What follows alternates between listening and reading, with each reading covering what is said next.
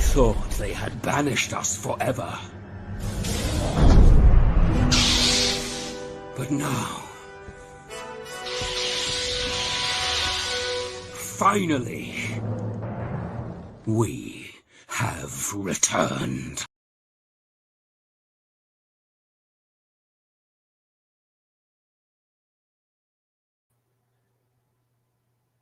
Hello and welcome back to the Writers' Showcase. I am your host, Lord Captain Commander Dunn.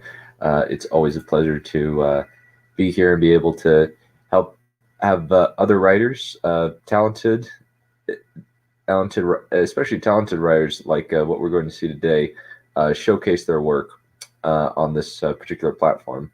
Thank you to the people in chat. Sup all the evil munchkins, Gigans, and Ewoks, and other, and whatever Game of Thrones fans are called. I have no idea. Hodors? Let's just go with that. Hodors. Doors. Faceless figure. Let's call him the guest. Yeah. Yeah. Please welcome.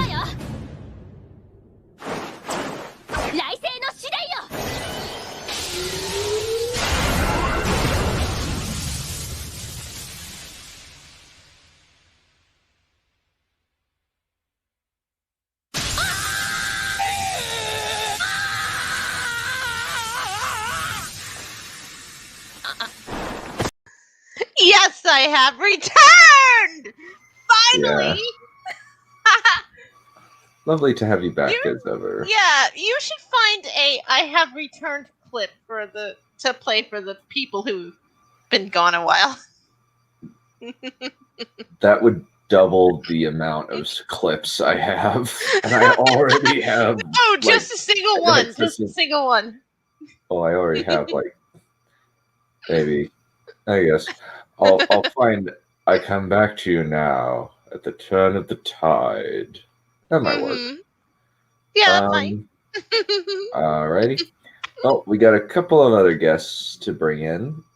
First off, the ever loquacious bard with the weird intro, Tarek. 我が力、我が刃、我が狂気、我が狂気をもて見解せよ。エクスはーうがせエクスプロージョン。 Good afternoon, my future conquests. Good afternoon, Derek. Nice to see you. Nice to see you too, Neph. So, just to be clear, I'm not a future conquest, right? That would be weird. Baby, you know you love it. No. I don't think you want me, dude. There are some things even I cannot handle. Yeah, my terrible humor would quickly kill you. I think a nice date night with Dunn would be, let's watch Maggie May fish. No, oh God, no. No, it would be Kirk Cameron Saving Christmas. Oh, you are such a hard date. Or maybe, what's a really, maybe The Room. Maybe The Room, or Neph, you free Saturday? Cause I'm not tapping that. I'm not touching that. You want to watch the prequels? Because that's what I'm doing at the moment. Sounds wonderful. I think we have one more person in. Yeah. Yeah.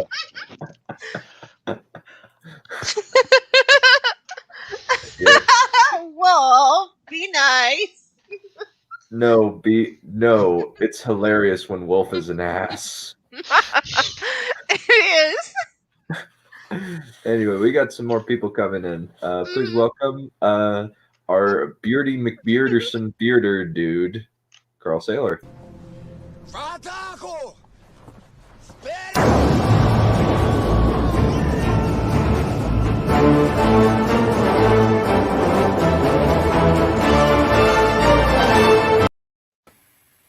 You know what would be a good movie to watch? The Soviet Hobbit. Oh, you're right. That is a Ooh. good one. You know what? That does sound interesting. You Oh, know yeah. what? Yeah. I saw the Cinema Snob review and I was just like, that looks terrible. But we do have our resident vampire demon dragon thingy, ambiguous Belerios sagely curmudgeon. Let's go with that. But he's ambiguously black. He's not ambiguously brown. So, yeah. Let's bring him on in.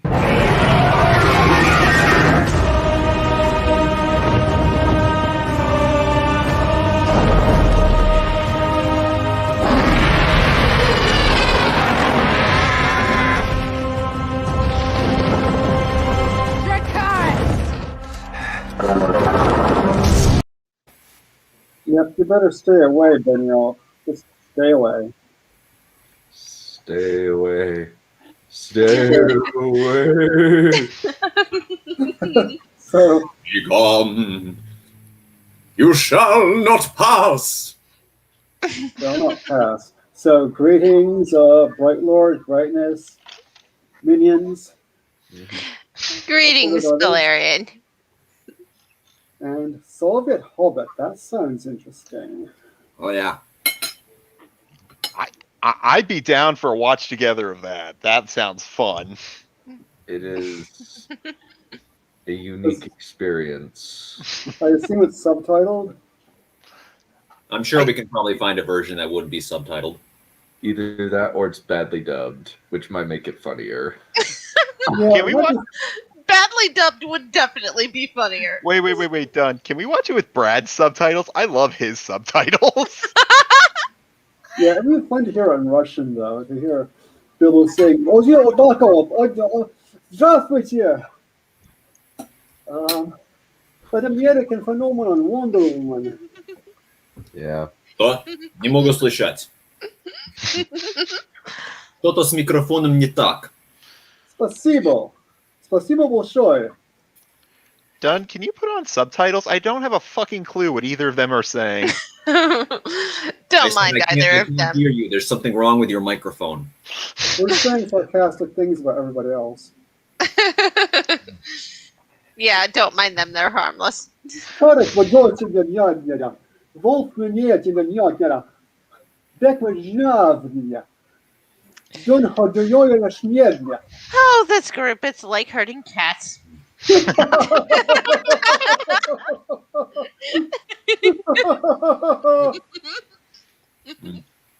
Yeah, what can you do?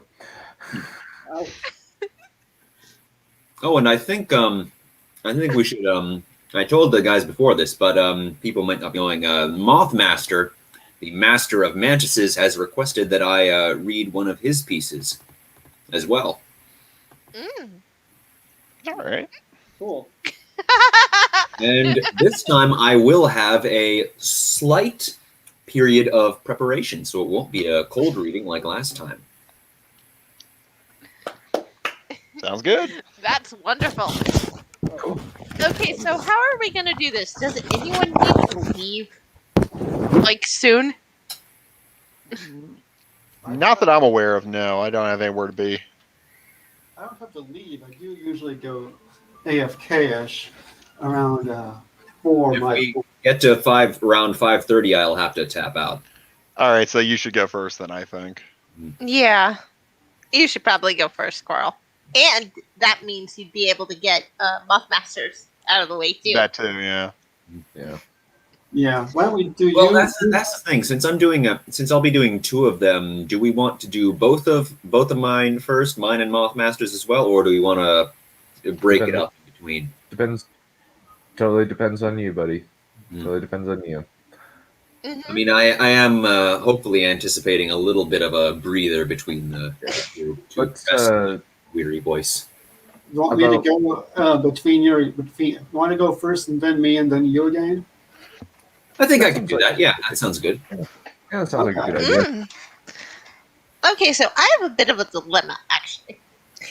I can read the prologue of Conflict, or I can read the first couple of scenes from the second chapter of Foxes and Demon Slayers.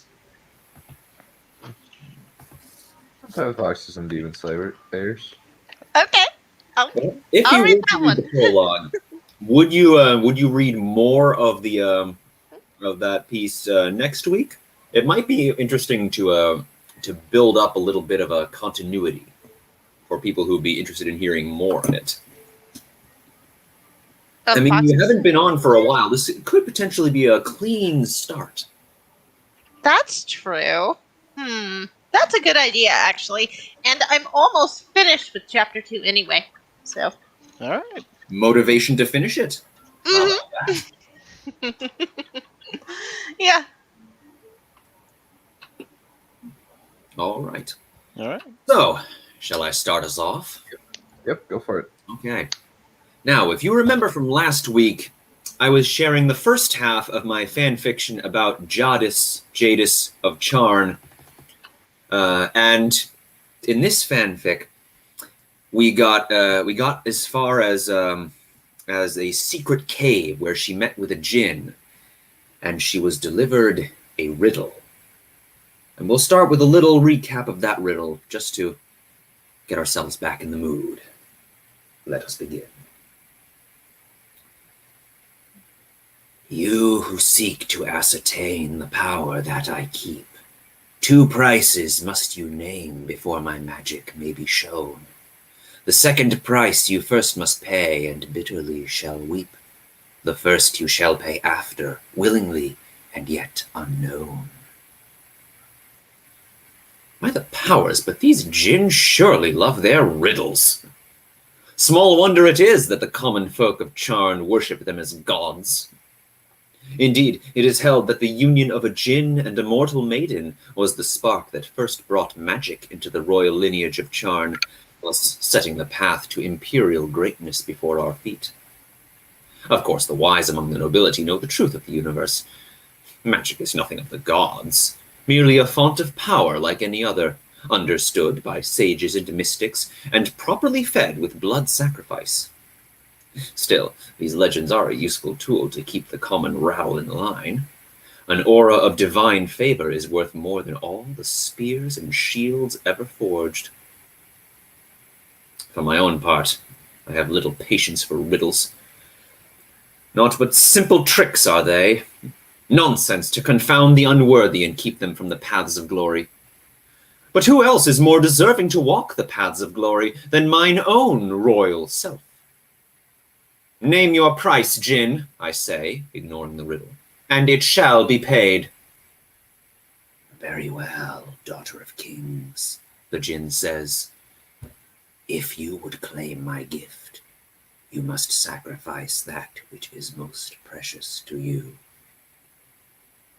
That which is most precious to me. I turned to regard my slave girl standing by the chamber's entrance. Alas, I knew this day would come in the end. Come to me, slave, I command gently, and she obeys. Thus begins her final act of loyalty. I raise my hand to touch the gem about my neck, steeling my resolve for what must now follow. I offer the life of my slave, I announce to the djinn. It grieves my heart to lose such a loyal thrall, but for the sake of power it must be done. Mine is, after all, a high and lonely destiny. You did not listen, daughter of kings, the djinn says. You must sacrifice that which is most precious to you. My slave is precious, I proclaim. Long has she served me with great skill and dedication. She is my closest confidant and dearest bosom companion. There is something you hold more precious yet, the djinn says. You would presume to peer into my heart and grasp its inner workings? I snap at the insolent little shade. I know what it is you hold most precious of all, the Djinn says. And if you desire my gift, you shall render it unto me. As the vision speaks, a black-gloved hand rises to point squarely at me. No, at the jewel about my neck. Absolutely out of the question! I shriek at once, clutching at my precious gem. Do you have any idea what this is? I know that you prize it above all other things in this world, the Djinn says. This jewel is the mark of my precedence in the line of royal succession, I protest. If it is lost, I shall risk losing my claim to the throne of Charn. And if you would possess my magic, the Djinn says, heedless of my objections, then you must surrender it. How dare you! I burst forth from the seat in a whirlwind of rage. You arrogant little sprite! You would insult me with this offer and think to deny me a power that is rightfully mine? You are more than welcome to depart without accepting my offer, daughter of kings, the Djinn says, as calm and unmoved as a mountain in a storm. I'll see you suffer for this impudence! I howl like a hurricane. I'll visit upon you such tortures as you have never imagined in your darkest nightmares. I'll have you begging for the headsman's mercy by the time I'm through with you. Or perhaps I shall simply smite you to ashes where you stand. And with a word of power, I draw up the currents of magic within me and loose a spell of destruction upon the tricksome little wraith. The magic dissipates as soon as it touches the hooded figure in black. You mortals are perplexing creatures, the Djinn says. You first seek me out, and then grow irate when I offer you precisely what you first sought. Most peculiar. It mocks me. The apparition taunts me. And yet I can do nothing. In my rage, I have forgotten that the torments of the flesh hold no dread for creatures of no magic, with no flesh first to torment. I set myself back down on the seat before the brazier to contemplate this proffered bargain. Giving up the jewel does not necessarily entail surrendering my claim to the throne. The heart of the scion is merely a token of my rightful place at the head of the line of succession. I have other means of bolstering my rightful claim, though they are less secure. I must move boldly and shrewdly, or my wretched sister shall snatch away through trickery that which is mine by right. Then again, is it even necessary to claim this power? My position is stable enough at the moment, my royal inheritance more than secure. Is it truly wise to risk everything in this manner? Why even bother to reach for this new power, only to expose myself to the caprices of espionage and courtly intrigue? Perhaps it would be safer to let this power slumber forever unawakened. Preposterous. The only reason I even learned of this power at all was because my sister first sought after it. Who can say that she isn't planning to seize it for herself? Even if my jewel is the only price the Djinn shall accept, still my sister may attempt to steal the jewel and earn the power at my expense. I can think of no worse outcome than that I should lose both the jewel and the power. If nothing else, I must ensure that this magic is denied to my wretched sister. The path laid before me is clear, though fraught with peril. But such is the fate of all who walk the ways of greatness. Peril and glory are rarely far apart. Very well, I say at length. Have your prize, Djinn. I unclasp the gem from my throat and hurl it at the contemptuous sprite. The black-gloved hand snatches the jewel out of the air in mid-flight, and a shimmering tentacle of blue flame wraps about the jewel and pulls it into the fire. The second price is paid, the Djinn says. The second price? Before I can demand an answer, A mighty rumbling wells up from the bowels of the earth. As I look about, the walls around me begin to tremble and quake. Great cracks begin to crawl across the smooth, dark crystal like fractures in the surface of reality. I turn back to the djinn, but it has vanished, and the flame in the brazier is growing larger. Soon the blue tongues of fire shall spill over the edges and fill the entire chamber. I shall be consumed. "Princess," my slave girl says urgently, "we must away at once." Without a moment's hesitation, I leap up from my seat before the overflowing brazier, gather a fistful of my skirts, and flee the chamber with all haste. Up the stairs I dash, pursued by the swelling tremors and cracks in the walls. I dare not look backward, not even to see if my slave girl follows after. The blue flame lighting the way from behind drives me ever onward. At last I reach the mouth of the crystal cavern, and just as the mighty tremors reach their peak, I emerge into the hidden gorge where the boat still waits. Now safe, I turn back, just in time to see my slave girl hurl herself over the threshold and onto the stony shore, just as a great tongue of blue fire bursts out into the sky. For a single moment, the sky seems to drown in light, and an instant later, the collapsing cavern smothers the flame, and the world is plunged back into the indelible darkness of night. I summon the globe of light once again, and take stock of the situation. The entrance to the djinn's grotto is entombed beneath a cascade of jagged boulders. Off to the side, my slave girl has picked herself up off the ground and is relighting the blood lantern. And at the water's edge, the boat sits, blissfully unaware of anything. "What is to be done now, princess?" my slave girl asks.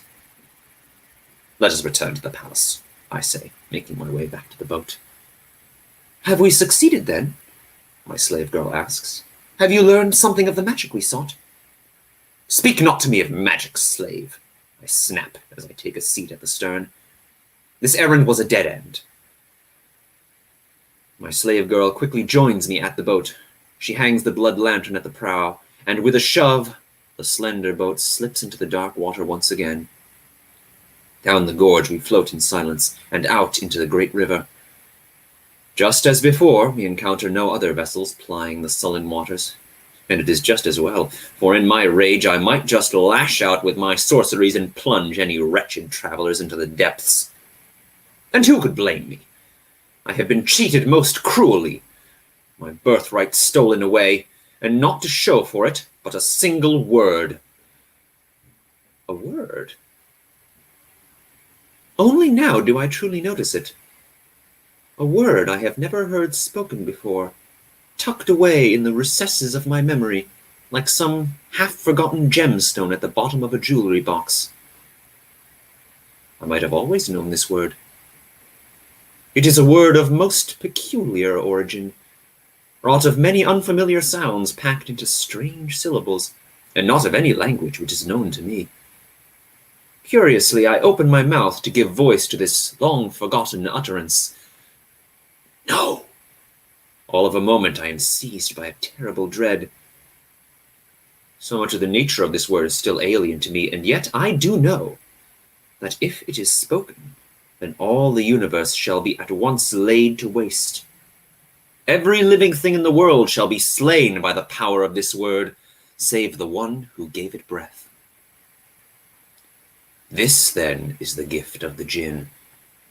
I carry within my bosom the power to destroy everything.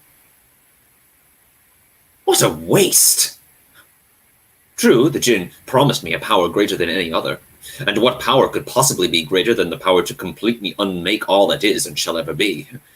But with no means of restraining the destruction, how can I ever use it? Could I not limit the destruction only to those who oppose me, or who hide rebellious thoughts in their hearts, or to a single city-state? With no way to limit this power in its application, I must rely on politics and threats to make any use of it.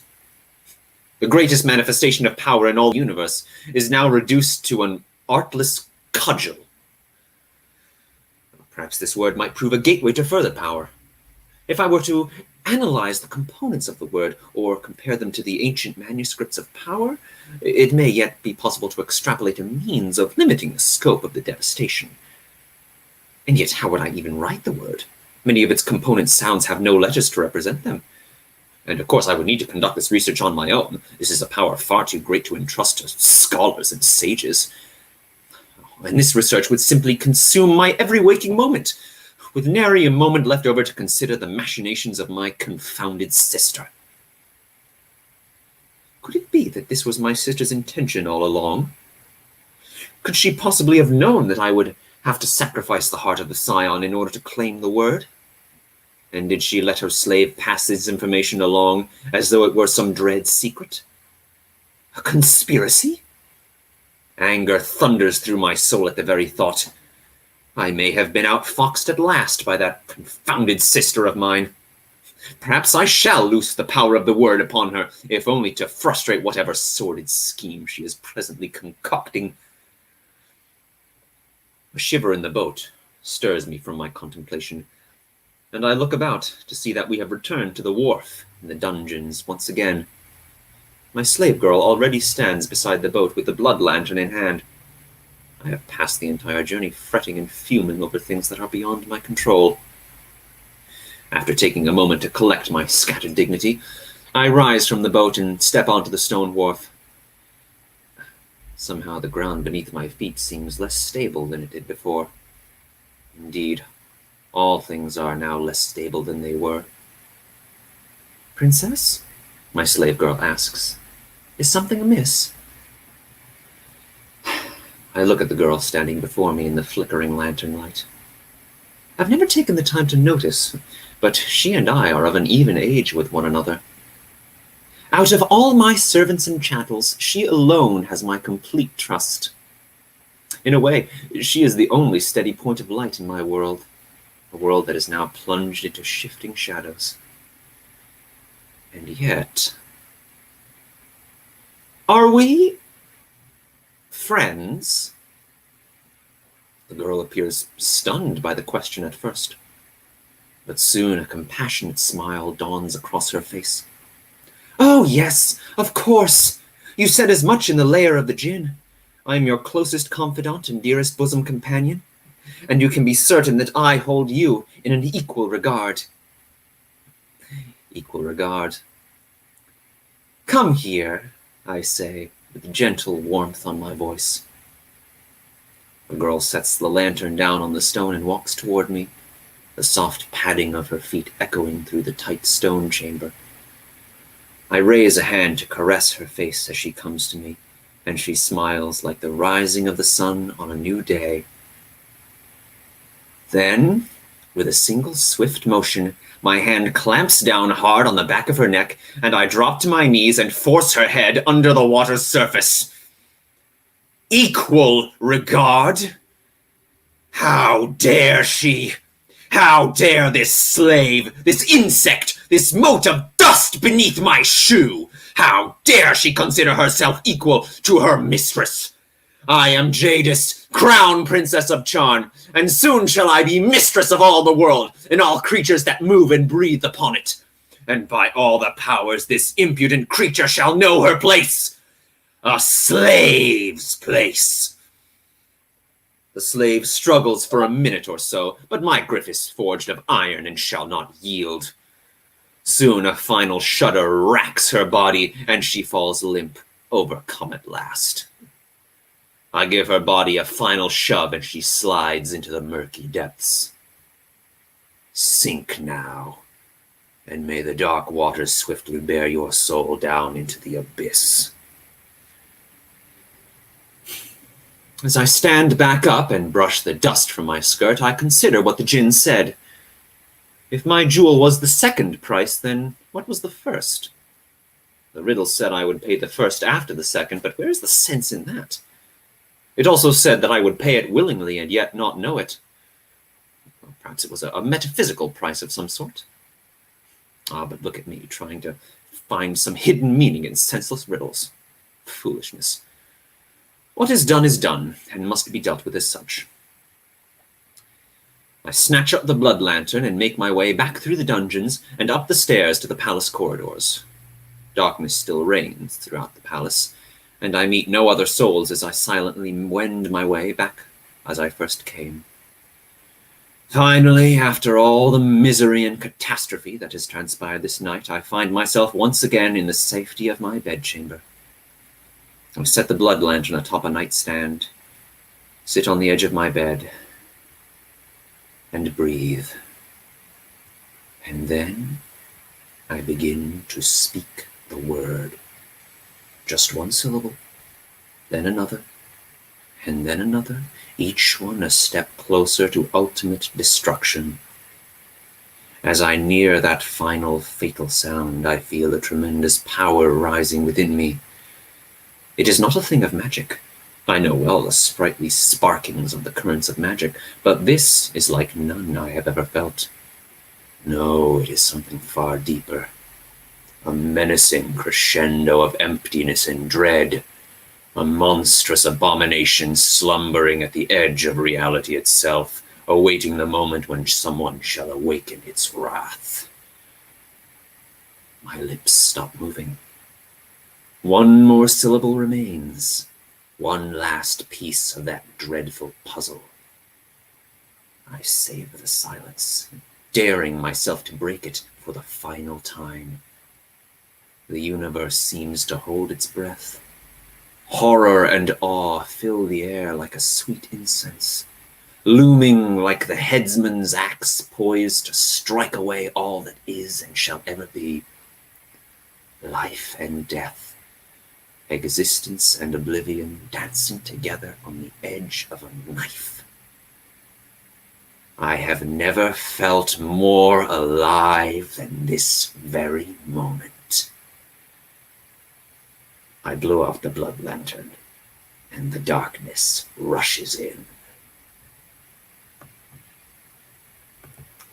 And there we go.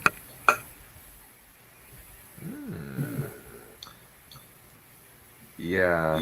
I like R-rated Narnia. Me too.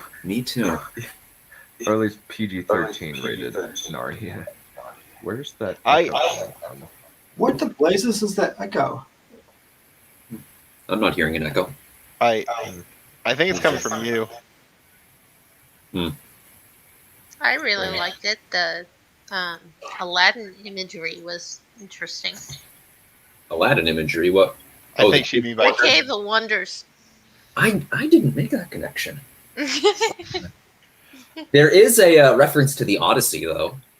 Ooh, love the Odyssey. Oh yeah. Remind me, The other is great. remind me not to date Jadis. Yeah. I don't. Yeah. Oh, Uncle Andrew made that mistake, and it ended so well for him.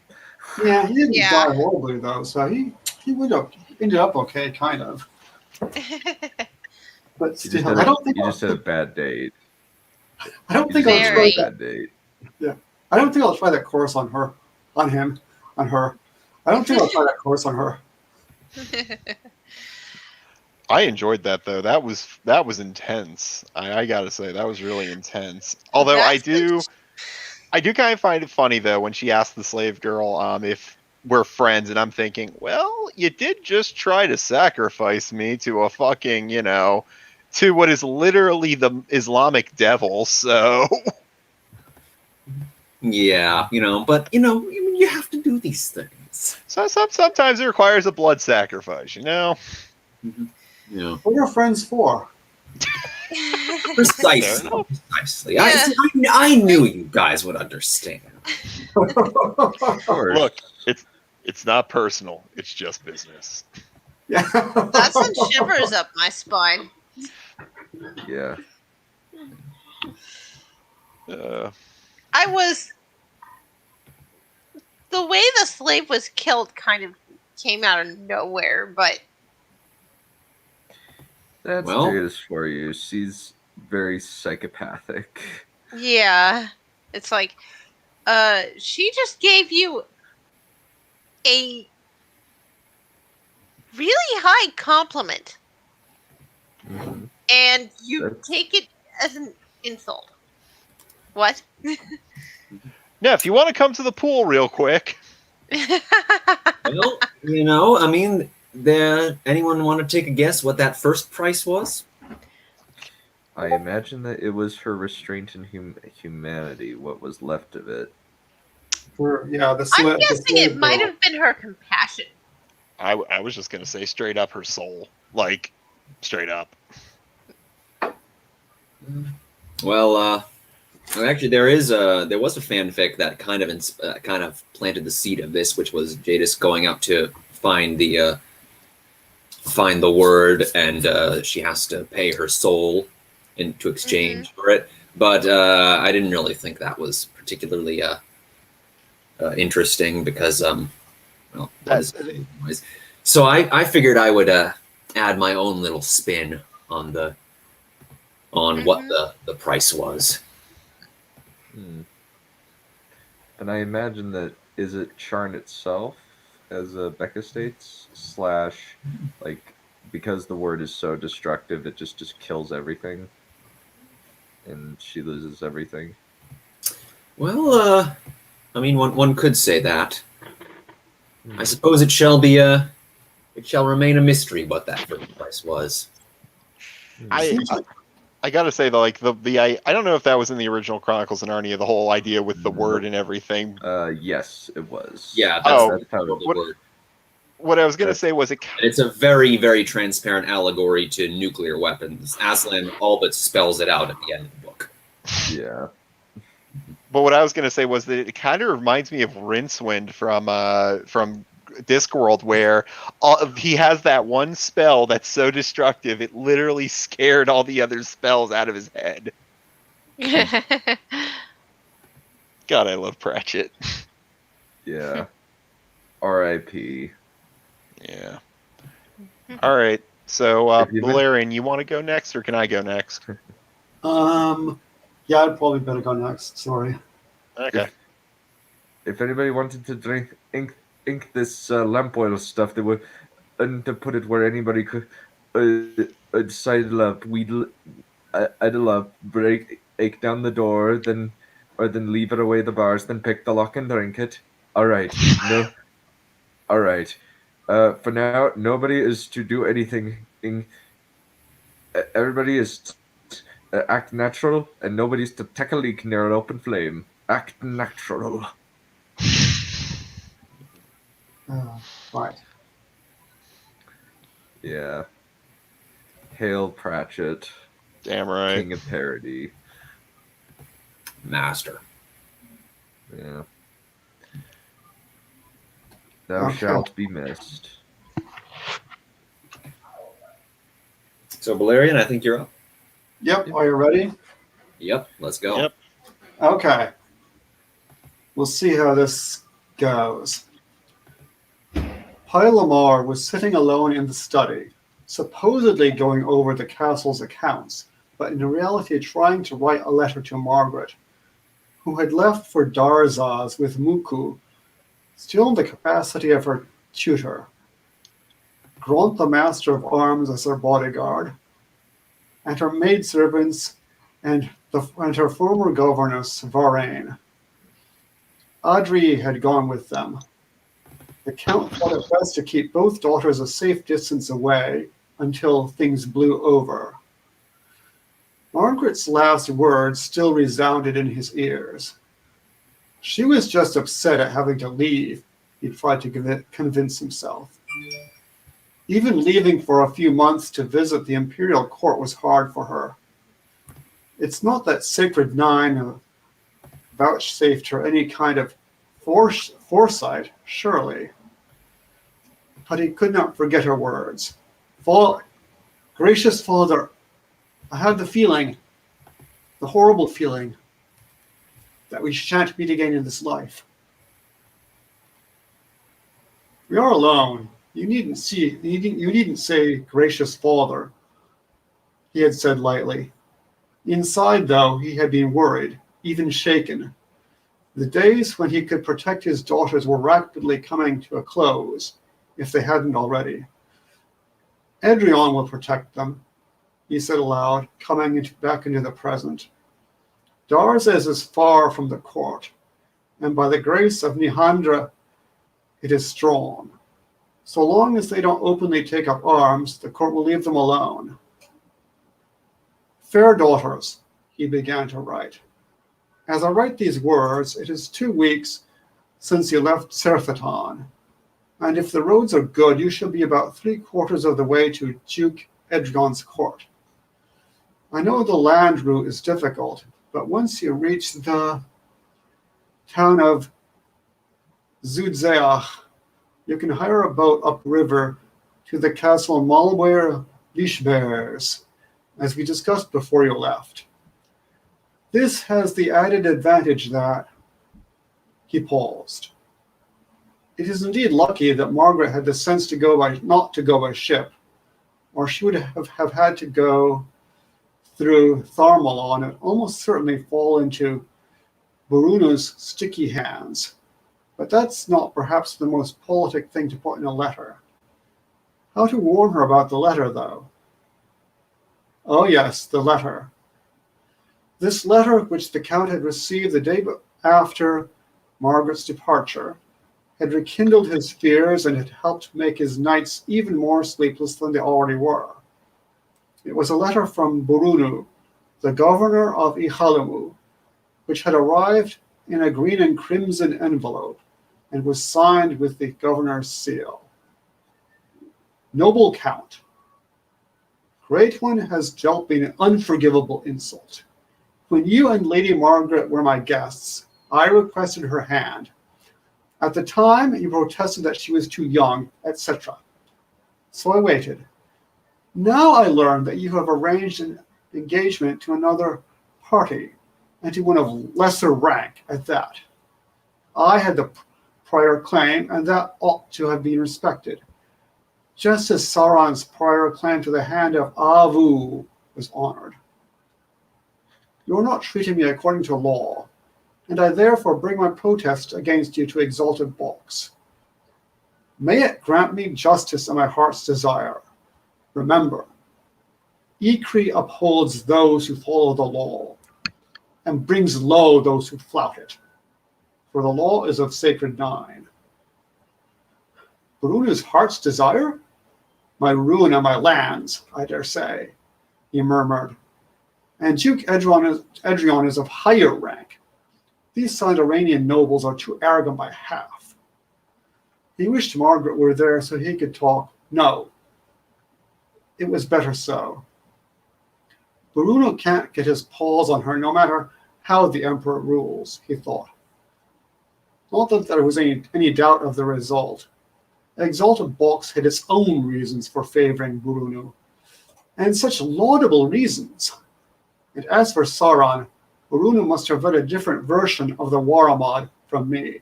The law? What does Burunu care for the law? How had Burunu found out about the engagement?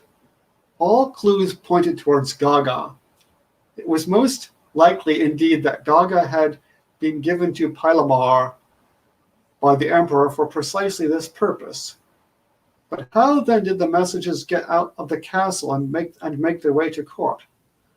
Perhaps Gaga bribed a courier, or revealed to him that she is an imperial agent, he thought. Or perhaps she simply handed him a letter, telling him it was from me. Either way, I should have insisted that all letters be personally vetted by me, and that the courier only take letters directly from my hand. Pardon a second.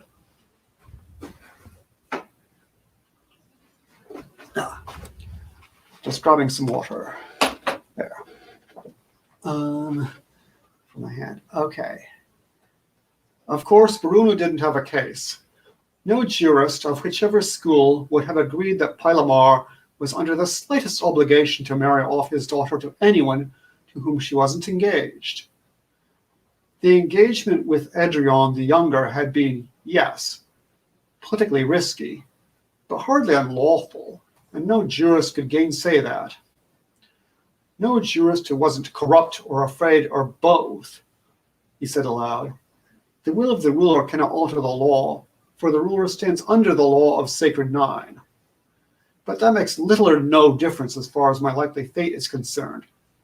Should I be summoned before the Emperor, I could heal the sick, and I'll still be adjudged a criminal on some pretext or other, or possibly even without a pretext. The most holy Karat himself couldn't survive what passes for justice in Sandaron these days. The court and its hand-picked jurists certainly won't let a small thing like the law stop them. He scratched his head and stared somewhat blankly for a while at what he had written. It's a bit of a gamble sending Muku on to Darzaz, since Duke Edrion is vague on whether he'll actually allow Muku to publish the Inyaji's decree. Okay, the Inyaji is the Grand Yaji, the head of the church. He mused. Doesn't like being pinned down. Neither does reality in general, and when it does, it's usually something bad, at least in this life.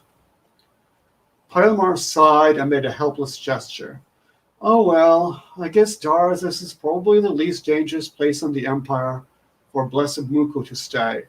I can only hope it's the least dangerous for Margaret, too, and that she stays there. He made another helpless gesture and began writing again.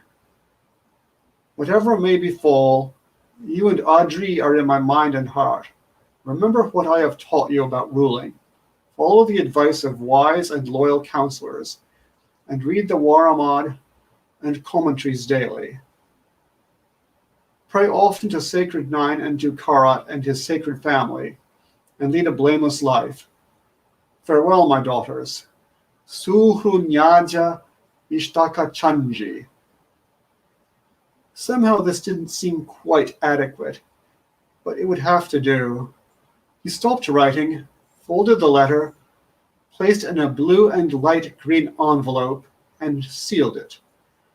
Then he sat for a while, his head bowed. Finally he shook himself and forced himself to concentrate on the receipts. I had best get on with the accounts. It won't do to have the estate in a ditch when I am arrested. Okay, let's see. Stop here or move on a bit? It's up to you.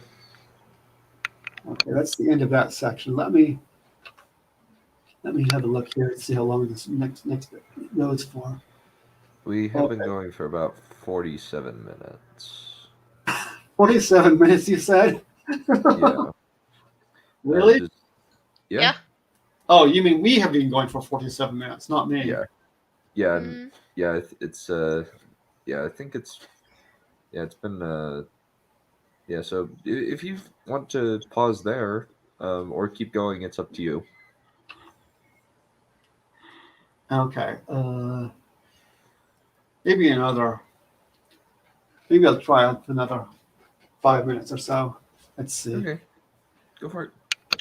This shouldn't go for too long. Bruno, for his part, was only too willing to comply with Exalted Desire, and had put any objection to Margaret entering the Berusa aside, at least for the time being. Exalted will grant me all Morojobo's lands, that is, Pylemar's, lands, wealth, and castle, he asked eagerly at a meeting with the Emperor. With the Emperor, Mpu'u, and Malalama in the vestibule of the Imperial Bedchamber. A little too eagerly. It was still considered good form to maintain at least the pretense that one was carrying out Exalted's commands with no thought of reward. He and Ea had responded to the Imperial summons with all due dispatch, and were awaiting their orders in the vestibule. Yes. Exalted, I told you that already. Get me the Count, said it quickly. I want him dead, and I want Saranjis. Those are concubines. And the marriage with Margaret? Exalted will grant this vile slave my longing? Bruno began to twitch nervously, which is highly uncomfortable if you were sprawling on the floor. That's Blessed's job, said Mpu'u, taking a sip of beach wine. It is desirable to investigate any possible irregularities in her marriage to Edrion of Darzaz, began Malala Ama, Only he couldn't say Edrion or Darzaz, so he said Edion and Dazaza instead. Yes, I'm sure Blessed will be highly scrupulous in finding what we want him to find, said Mpu'u. Now, Duke O'Ea, do you understand your orders? Yes, Glorious, gulped the governor of Peje, looking not unlike a rat in a trap. Ever since receiving his orders, he had begun to feel queasy. He was loyal, yes, but if Exalted could send someone else, he began. There is no honor in this, he thought. My ties with Great One Count Garawala. To betray them, he raised himself up, nervously removed his gubernatorial ring, and began flipping it. Stop that, said Ekwekwe, foaming a little. O'Ea trembled, put the ring back on, and threw himself back onto the floor, still shaking. If Exalted could find something more... He stopped and began shaking again. You sound like a squealing funuru, said Mpu'u. Would you rather incur Exalted displeasure? Yaji Malala Ama looked uncomfortable and fiddled nervously with the 9-fold star on his necklace. Would it not be enough to imprison or banish him? No, you cringing, sniveling priestling, said Ekwekwe. I want him dead.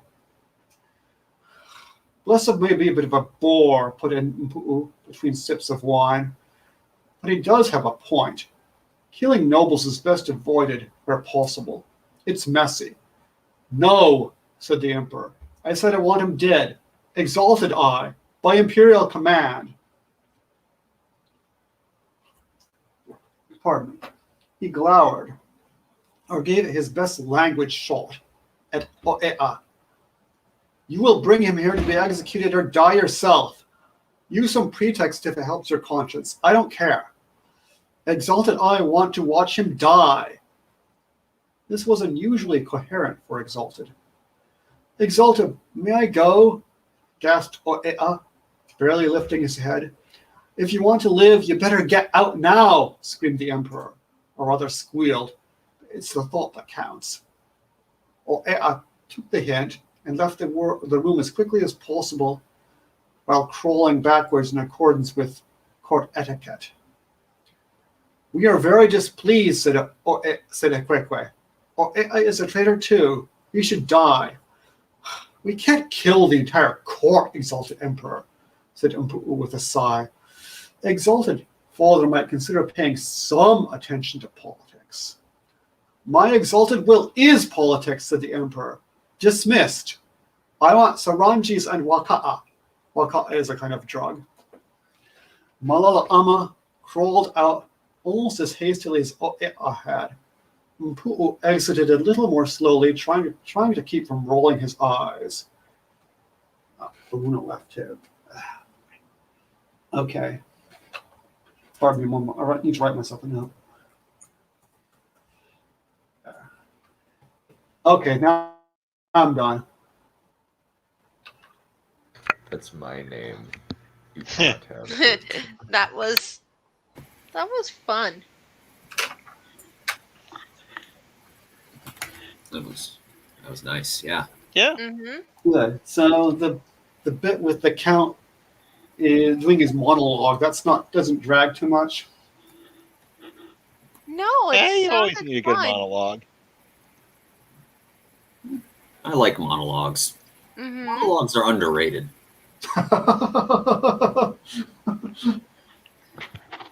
Yeah, I mean, sometimes you just have to. He doesn't have anyone really to confide in where he lives, so he can confide his inner thoughts like that with everyone. It's a soliloquy. Yes. Oh, that makes it sound cool. Yeah. It sounds posh that way. I need to do it in iambic pentameters, though. Make it so when you put soliloquy in, it gives it that level of class. You know what I'm saying? Yeah. That kind of Italian class. Yeah. Yeah. Mhm.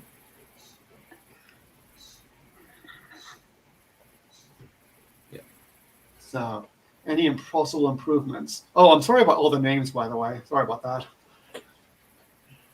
My only thought of improvement, and I'm being serious here, is that when you're introduced, like, and I get it, you're doing this for our sake, but in the book itself, when you are giving terms, like what things are they explained in the book, or are you not explaining them at all?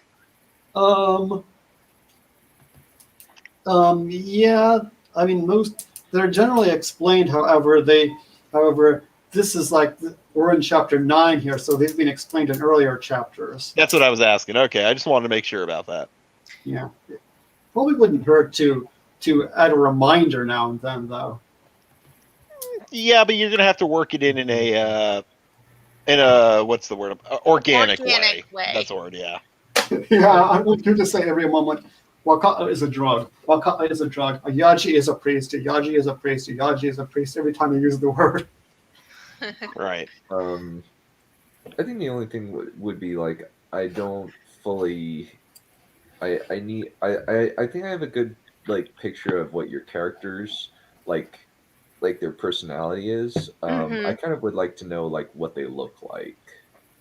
Since I don't know if I like have a grasp on that or what like the civilization around them looks like. Of course, part of this does feed into the matter of where exactly in the book this takes place. Because if this is towards the middle, this is the sort of thing that would have been established by this point. Yeah. It's chapter 9. It's still fairly early on because I've written about 20 chapters in draft, and the rest of it's all an outline at the end. Okay, so it's fairly early on, but there is room for certain tweaks to the character's image. Yeah. Yeah. There should probably be a bit more of things like that. Like what are their tics and stuff like that. Mm-hmm. Yeah. And as for the world building, do you have you considered assembling an appendix or a glossary? Yes. That would be a very big help. Mm-hmm. Yeah, I'm planning on I'm going to do something like that eventually. I haven't done it yet because I'm writing the thing. What I do have is a bunch of notes. I don't know if you want to do that, but you could. Have you read Good Omens by Terry Pratchett and Neil Gaiman? I'm ashamed to say I've never read any Terry Pratchett. I know who he is though. Basically, the plot is an angel and a demon decide to come together to stop the apocalypse, but somehow they've misplaced the Antichrist because there was an extra baby at the hospital. Now, I've been meaning to read that. I really want to read it. Yeah, don't you hate it when that happens? Yeah. Yeah. And one thing that he does throughout the book is he puts footnotes, and the footnotes are hilarious. I think I have this like about basically what happens is this witchfinder sergeant named Sergeant Shadwell is the only remaining person who cares about the witchfinder army, and he like says at one point, not even CSM Knocker was as badass as me because I vanished a demon with my finger. that reminds me of the third policeman.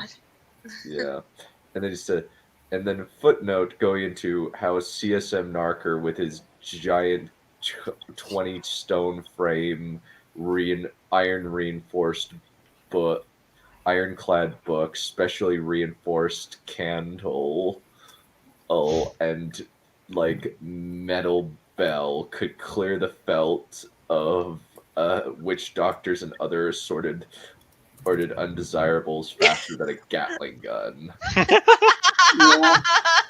Yeah.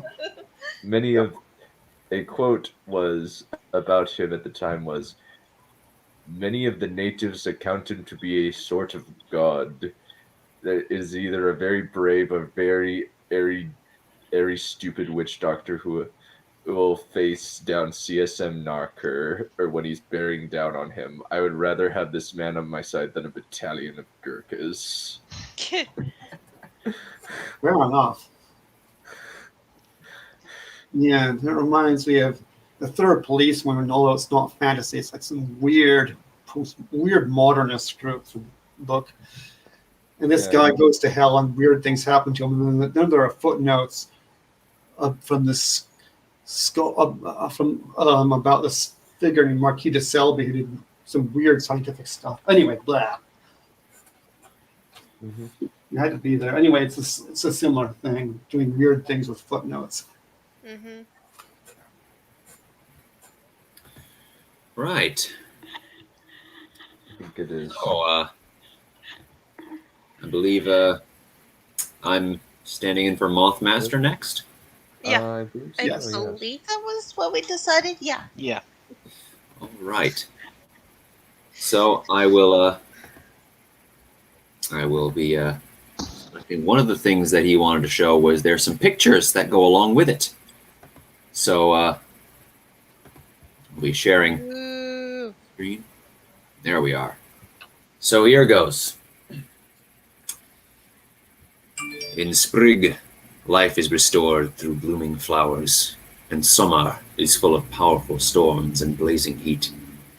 Jarl Asir's time was in autumn, when the trees shed their summer leaves, and winter decays and rots everything in its cold. Strangely, the frost from winter decided to bleed into autumn too early. A hellish blizzard ravaged the great lands, sending some of us into an unprovoked eternal slumber. Jarl Asir went on patrol with a few of his closest guards to find survivors within the ice. An army of the Shalrig, led by one of their queens, decided to strike him. The Shalrig are a fearless folk, honor-bound and highly protective of their homes. They brandish large stingers, as sharp as an iron sword. But they were foolish in attacking in such cold weather. It blinded their sight, and Jarl Asir took this opportunity to strike their queen. He sliced off her head, and after the mists had cleared, the Shalrig stared in horror as their queen's head was presented to them. It was then they began to fear us. There was one, however, that disapproved of the king. Perhaps she thought he was too neutral. In her eyes, there must have been a better way than justice. Justice was not enough.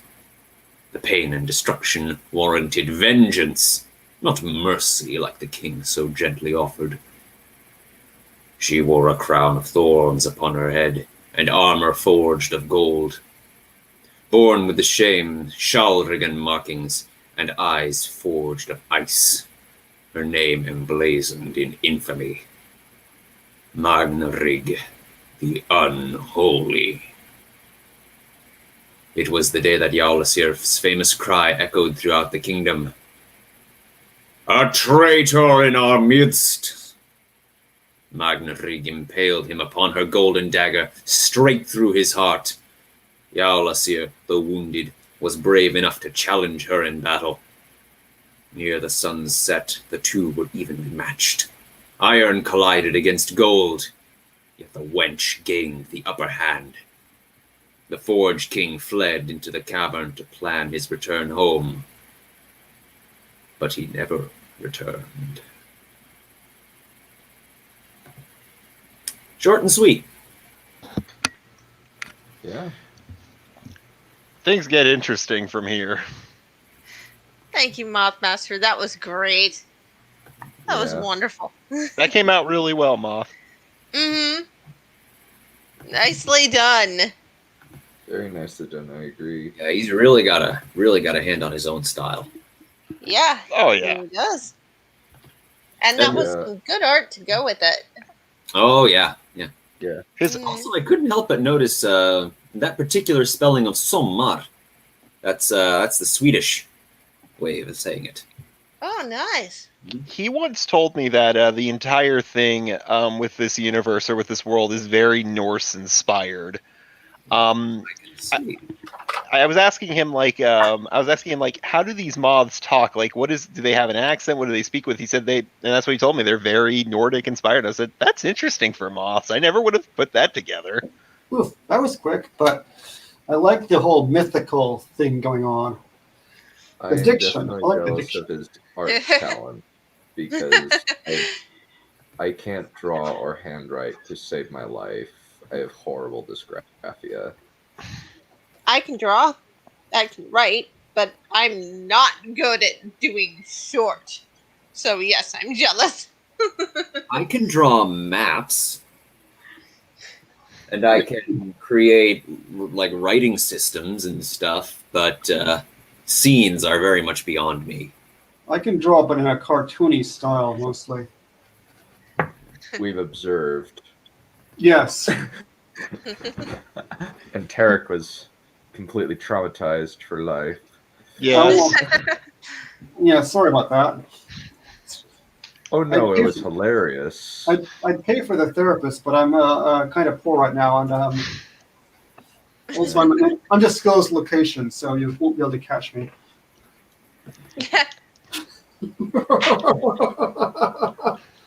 Is not so hard for KGB.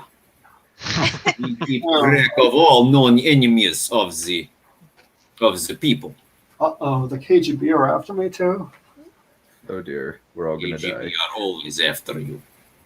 Oh dear, we're all gonna In die. America, you always go to party. In Soviet Russia, party comes to you. Ooh, yes. Vote for Kurd. I really, really want Science Fair to be turned into a movie, and I want Mark Hamill to be a cameo in it. I think that would be hilarious. Because two of the main characters' parents are giant Star Wars fans to the point where they have an enormous collection worth hundreds of thousands of dollars now in their basement. Oh wow. Well, I did see this earlier in the chat. Yeah. How dare you call me a Hodorian? My response was Hodor. Hodor. Yep. The White's immediate thing is Yeah. Is that visible? Oh, Uh, nice. oh, Pull it back. There. oh, nice. Is that visible? Cool. Yeah, it is visible. Yeah. Got this in Oxford. Tolkien. Oh yeah, Tolkien. That's an I instead of an A. I couldn't see it I yet. think lift it up. Yeah, I think there we go. Yeah, nice. That's very nice. So which one is it? Is it Oh, which one is it? Which one what? which book? It's the Hobbit. Oh, nice. Ooh. Here. Widow. Oh wow. Yeah. I That's can't cool. really, I can't really read it, but hey. That was neat. Little illustrations in here. Oh wow. There's wonder illustrations in here. Oh wow. Oh, looks like it's got Tom Bombadil's poetry here too. Hey, Dole, Mary Dole, Derry Dole, my darling. No idea what that comes to in Russian. Oh, here we are. There's Tom Bombadil in Russian. Yeah, I've lifted up. Yeah, I gotta lift it up. Yes, quite a bit. Let me actually, let me go solo with your thing. Oh wow. Wow. I can't read this Nice. very It's well. Прогулка Bombad. Show it back again. I can read. It's hang on. Oh, whoops, sorry. It's, I made it small. I didn't realize. Sorry. Yep, Прогулка Bombadilla. That means Bombadil's walk. All right. Cool. Прогулка is a walk. You go out for a walk. You would идти на прогулку. Starry God Ho Dur Yol Yetjer Dus Nordvesta. Nordvesta, I know what that means. Твой акцент ужасно. Yeah, I'm not pronouncing this properly, of course. Может быть, I know what that means. Maybe. Valerian has mispronounced the Russian communist language. We must kill him. Glorious mother Russia. Just they saw on me. They're after me now. The KGB are really after me now. So whose turn is it? I think it's Can I go? Nipper's turn. Oh, Go ahead, Tarek. Tarek can also go. Go! Sure, go ahead. All right, I Okay. just really want to go. Okay. All right. Okay, just as a reminder of what happened last time, she met up with Merrick. They went through the noble district, and now she was led up to the library of the Mage's Tower of Tyrion, or Tyrion's Mage's Tower, I should say. And she's there to deliver a letter to a man named Mikhail from Tarek. So that leads us to where we are today. All right. As the two of them walked into the library, Aviana's eyes were continually drawn to the various shelves. She noticed that all of them were taller than at least 3 of her put together and had what appeared to be a ladder on wheels attached to the bookcases. Unlike the books she had seen Duro selling, most of them appeared to be in pristine condition. Their spines were still colorful and unbent, with the gold and silver lettering still bright and readable. Though the books looked pristine, she couldn't say the same for the various scrolls that also occupied the shelves. Their pages had yellowed, with the edges torn and ripped, and the handles looked much less colorful than they had once been.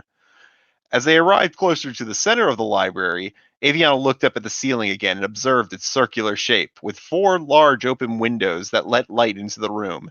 It also appeared that they allowed people walking on the exterior staircase to look into the library from above. She also saw that the lofts that hovered over the first floor... She also saw where the lofts hovered over the first floor, there were round pillars with square tops and bottoms holding them up. The round parts of the pillars were decorated with paintings of various people, of whom she assumed to be mages. When she turned her attention back to the center of the library again, she realized that the area was massive and filled with wooden tables and chairs. Each table was made of a light-colored wood that looked somewhat like birch, and was long enough to have fit what she assumed to be at least more than a dozen people on each side. The chairs tucked under the table were beautifully crafted with the same colored wood as the table. They all had a high backrest that was shaped like an arch, and a wooden armrest that curved at the end. Every one of them had a comfortable-looking green cushion that appeared softer than the pillow she had slept on the night before. Most of the tables were open, with their tops cleared, and there seemed to be no one else in the library. However, one in the center had piles of books and scrolls stacked all around in a large square. As they drew closer, she discovered these ones looked more like the ones DeRose sold. Books without covers, some with yellowed pages, and others with their spines completely destroyed. Several of the books on top looked as though they had sat out in a river, with their covers twisted and warped, and their pages no longer lining together properly, and their edges soaked with what she assumed to be black ink. One in particular had blackened page edges, and a cover appeared to have been burnt off as though someone had taken a torch to it. From behind the pile of books, she heard the sound of flipping pages and a pen moving on paper. "Pardon the interruption, Master Mikhail," the guard said aloud. The sound of flipping pages and the scribbling pen did not stop. "Sir?" the guard said, only met with silence. "Please, sir, this is urgent." A response came in the form of a hand appearing over the barrier of books with its index finger raised before lowering back behind the barrier. Aviana heard the quills scratch several more times before it stopped and then was placed on the table. A man stood up from behind the barrier of books and walked around the table, approaching the two of them, with his back straight and his stride confident and strong. He was a young adult male with short, well-groomed dark brown hair. The skin under his dark blue eyes were sunken in and dark, no doubt from studying the tomes. He had a powerful profile, even with a full brown beard covering most of his face. One could see he had a strong chin and cheekbones. His skin was tan, and his body, while lean, was well toned and with a strong chest and arms that were visible even from his long green robe on. At first glance, he somewhat resembled Tarek. However, on closer inspection, he looked much more like the gray-haired man from the painting in the foyer. "Yes," Mikhail said with an annoyed tone, doing nothing to hide his displeasure. Aviana noticed the guard stiffen as he looked into Mikhail's eyes. "Yes, sir, there's this child. She says she has a letter from Tarek." "I see. You're dismissed. I'll handle things from here," Mikhail said, turning his gaze toward Aviana. "Sir, are you sure that—" the guard began. "I said you're dismissed. Wait outside to escort her back to the entrance, Mikhail said sternly, turning his head to the guard, a frown forming on his face. The guard nodded and bowed his head and walked towards the exit. When the sound of a door shutting echoed through the library, Mikhail turned his attention back toward Aviana. "Now, what's this about a letter from Tarek?" Mikhail asked. I met him at an inn near the port last night. He told me to come here and give you this, Aviana replied. She reached into her cloak pocket and pulled out the letter. She bit her lip nervously, looking down at it before handing it to the mage. Mikhail took the envelope and tore it open, the sound of ripping paper echoing through the library. As Mikhail held the letter to the light, Aviana could see some of the words on the page. While she couldn't read it, the handwriting itself looked every bit as terrible as it did in Tarek's notebook. She watched as Mikhail mumbled to himself as his eyes scanned the page. She made an attempt to hear what he was mumbling, but he was so quiet it was impossible. Mikhail dropped the letter on the pile of books behind him and looked down at the floor and began rubbing the bridge of his nose with his fingers. He then closed his eyes before saying aloud, "Tyrion, bless you, Tarek," sounding somewhat frustrated. Is everything all right, sir?" Aviana asked, causing Mikhail to look up in surprise. "Oh, I forgot you were here. Everything's fine. Forgive my lack of introductions. I am Mikhail Pranka."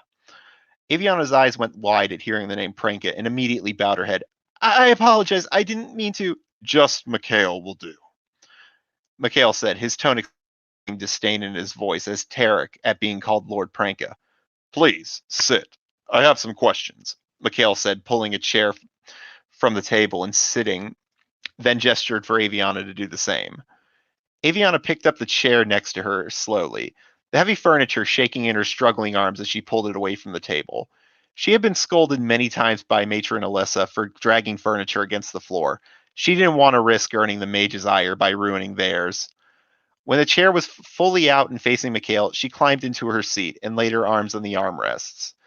She shifted in the chair's cushion and looked down, surprised. The cushion wasn't just more comfortable than it was more comfortable than the entire bed. Once she was settled, she looked up at Mikhail, who had his back hunched over and was rubbing his eyes. After a moment, he lowered his hands and sat up straight in the chair. "Did Tarek say anything about where he was going, or what he was doing?" Mikhail asked. Aviana,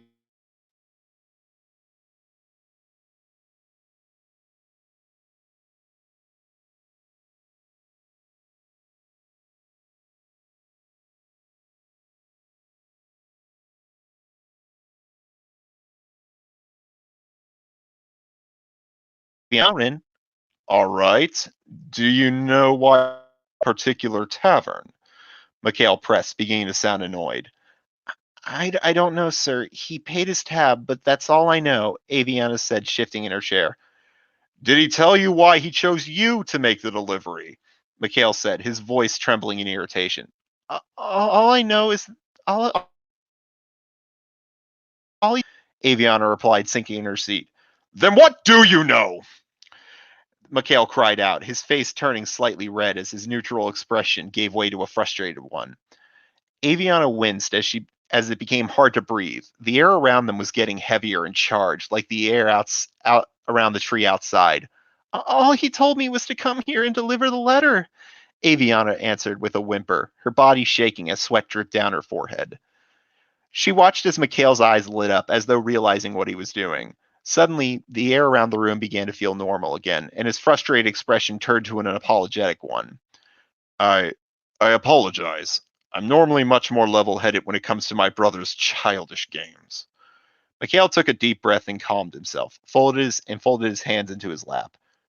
"Did he at least appear to be in good health?" Mikhail asked, his voice softening with what sounded like genuine concern.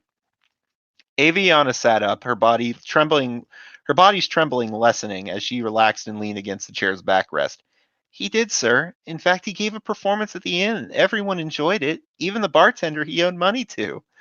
Aviana replied, giggling slightly at the memory of the bartender's reluctant enjoyment. Mikhail rolled his eyes and put his head on the backrest, looking up at the ceiling without a word, leaving the pair in an awkward silence. "If I may ask, sir, what did his letter say?" she asked, hoping to continue the conversation. Mikhail picked up the letter off the book pile and handed it to Aviana, who took it and stared blankly at the page. You can read it. There's nothing of importance in it, Mikhail said, before he looked up and noticed her confused expression. Mikhail sighed and took the paper back into his hands. I forgot. Most people can't read my brother's handwriting. All it said was that he regretted he would be unable to see me, but he would be sure to meet with me during the next blue magnolia blossoming. Typical Scald, gallivanting around the world when he should be here, trying to make something of himself, Mikhail said, his hands wrinkling the paper slightly before throwing it back onto the book pile. Have you ever seen him perform? Aviana asked, keeping her head low but her eyes still looking up at him. I have. He is talented, I will grant him that, Mikhail answered reluctantly. I wouldn't mind it if it was just simply a passing fancy, but he seems to have dedicated his life to this path. The life of a Skald is not an appropriate path for a mage to take, Mikhail said, looking at Aviana's eyes. How would your house react if you were destined for greatness and given every opportunity to achieve it, but chose to squander it by watching the others do great deeds instead of doing them yourself? I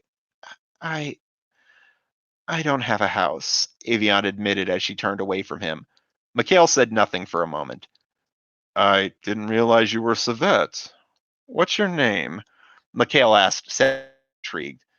It's Aviana, she replied quietly. Aviana.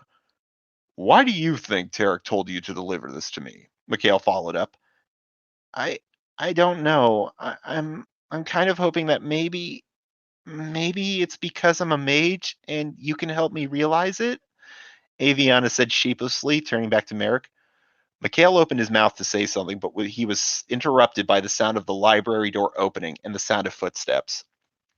Aviana turned her head towards the entrance, which had seemed to be farther away than when she had first arrived. There were 3 men walking down the library brug, with the 1 man in the front and 2 in the back. The 2 in the back were dressed similarly to the guardians at the college entrance. They were walking in step, and their bodies looked poised to attack at a moment's notice. The one leading them was different. His posture was perfect, his shoulders were squared, and his back was straight, and he walked with a confident and consistent stride. The leader was also in different clothing than the guards behind him. He was wearing what appeared to be a green mage's robe like Mikhail's, along with a pair of brown boots. When the group arrived in the study area, each of them was still in formation, and Aviana was able to get a good look at the leader's face. He appeared to be older than Tarek or Mikhail, with age lines beginning to sink into his eyes and around his nose. The top of his hair was dark brown, and with the sides starting to gray around his ears. And the beard that covered his upper lip and bottom part of his chin was also starting to gray. She could also see wrapped around his neck was a silver amulet on a black string with a large magnolia flower with what appeared to be made of crystal in the center. The most distinct feature of his face was his dark green eyes. Aviana was drawn to them, and it felt as though they were sucking her into his gaze. She felt as though she was staring into the eyes of a predator. They were cold, calculating, and even a little terrifying. There was no warmth in his eyes, no irritation, no expression other than a cold, apathetic, empty glare. His very presence exhumed authority, and she felt as though something was pressing against her as she meekly sunk into her seat and felt a whimper leave her throat. Aviana then felt a hand on the back of her head, forcing her to bow. And when she looked over, she saw Mikhail with his arm reaching out toward her, doing the same. Archmage Corrigan, Mikhail began. What is this child doing here? She is not one of our students, the Archmage said, his intention fully on her.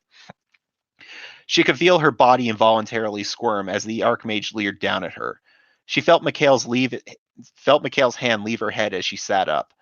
She was able to shift her eyes away from the Archmage to Mikhail and noticed that his left hand was behind his back, with his fingernails stabbing his palm.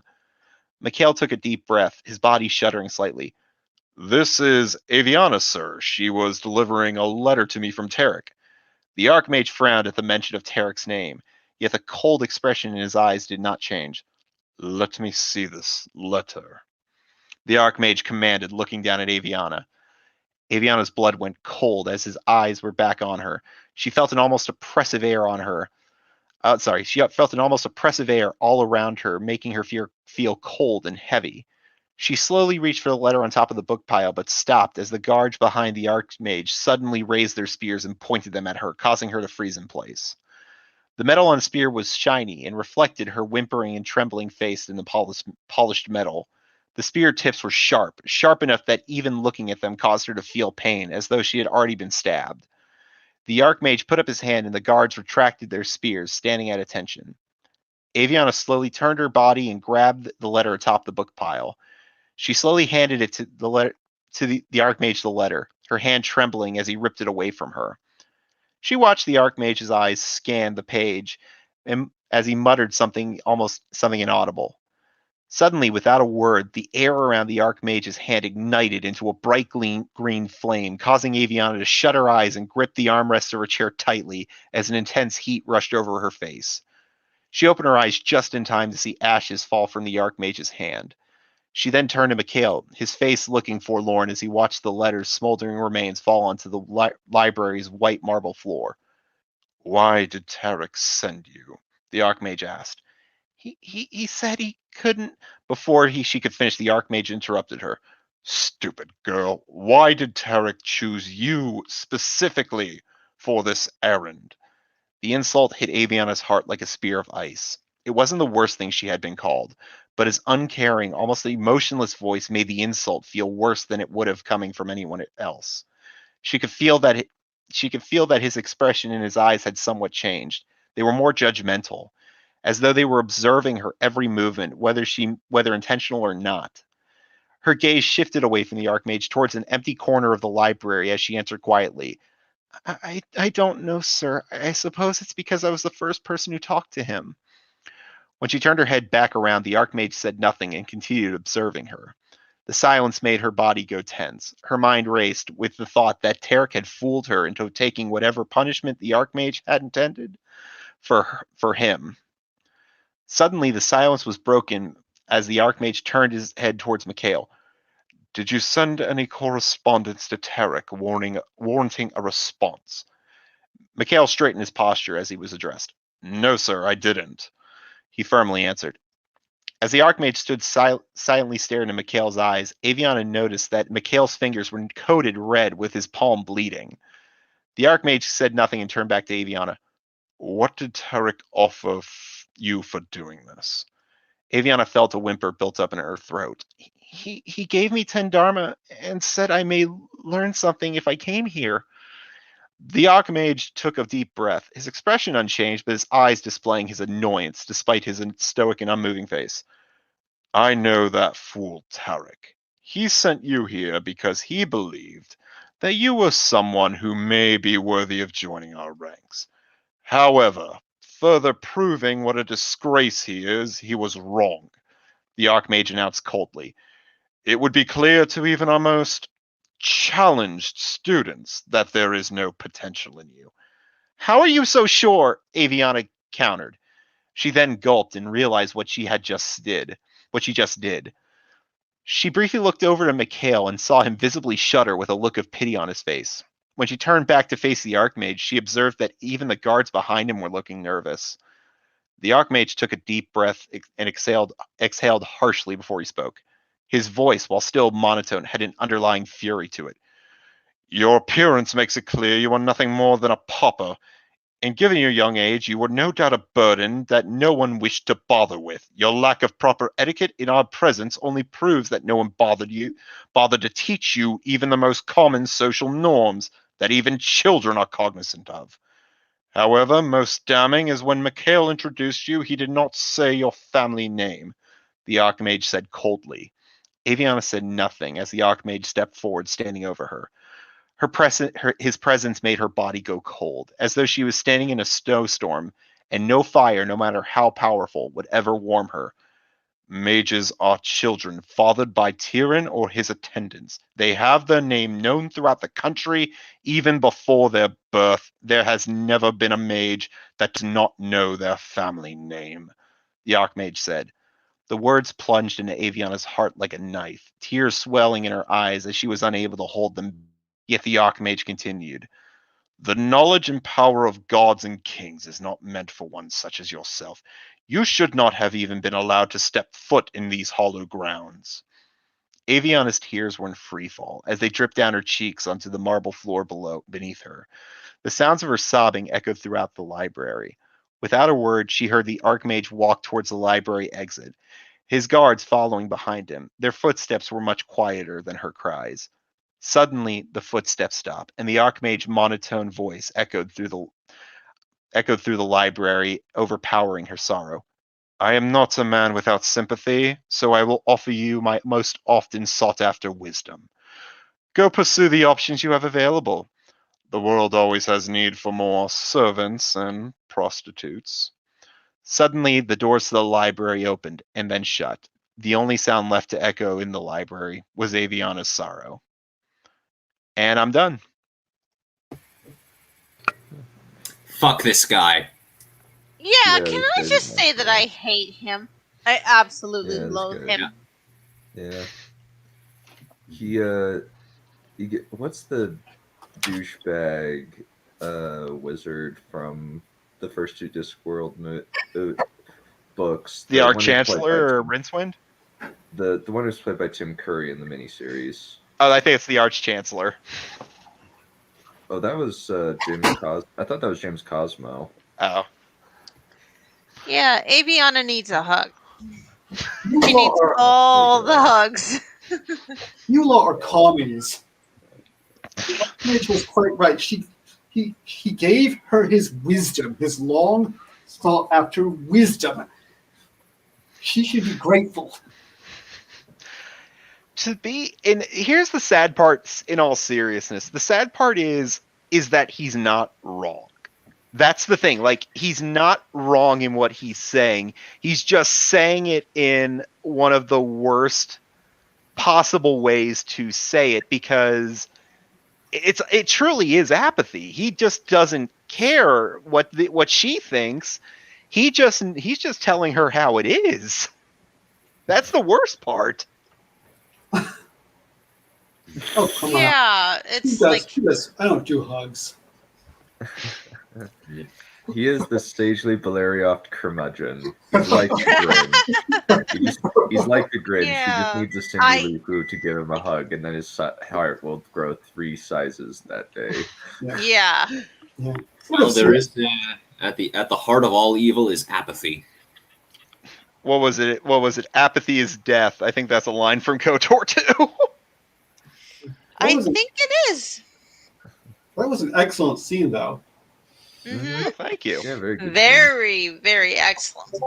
Yeah. Oh, thank you. I really appreciate that. It takes some real effort to make everyone hate this particular character, and you pulled it off. You pulled it off really, really well.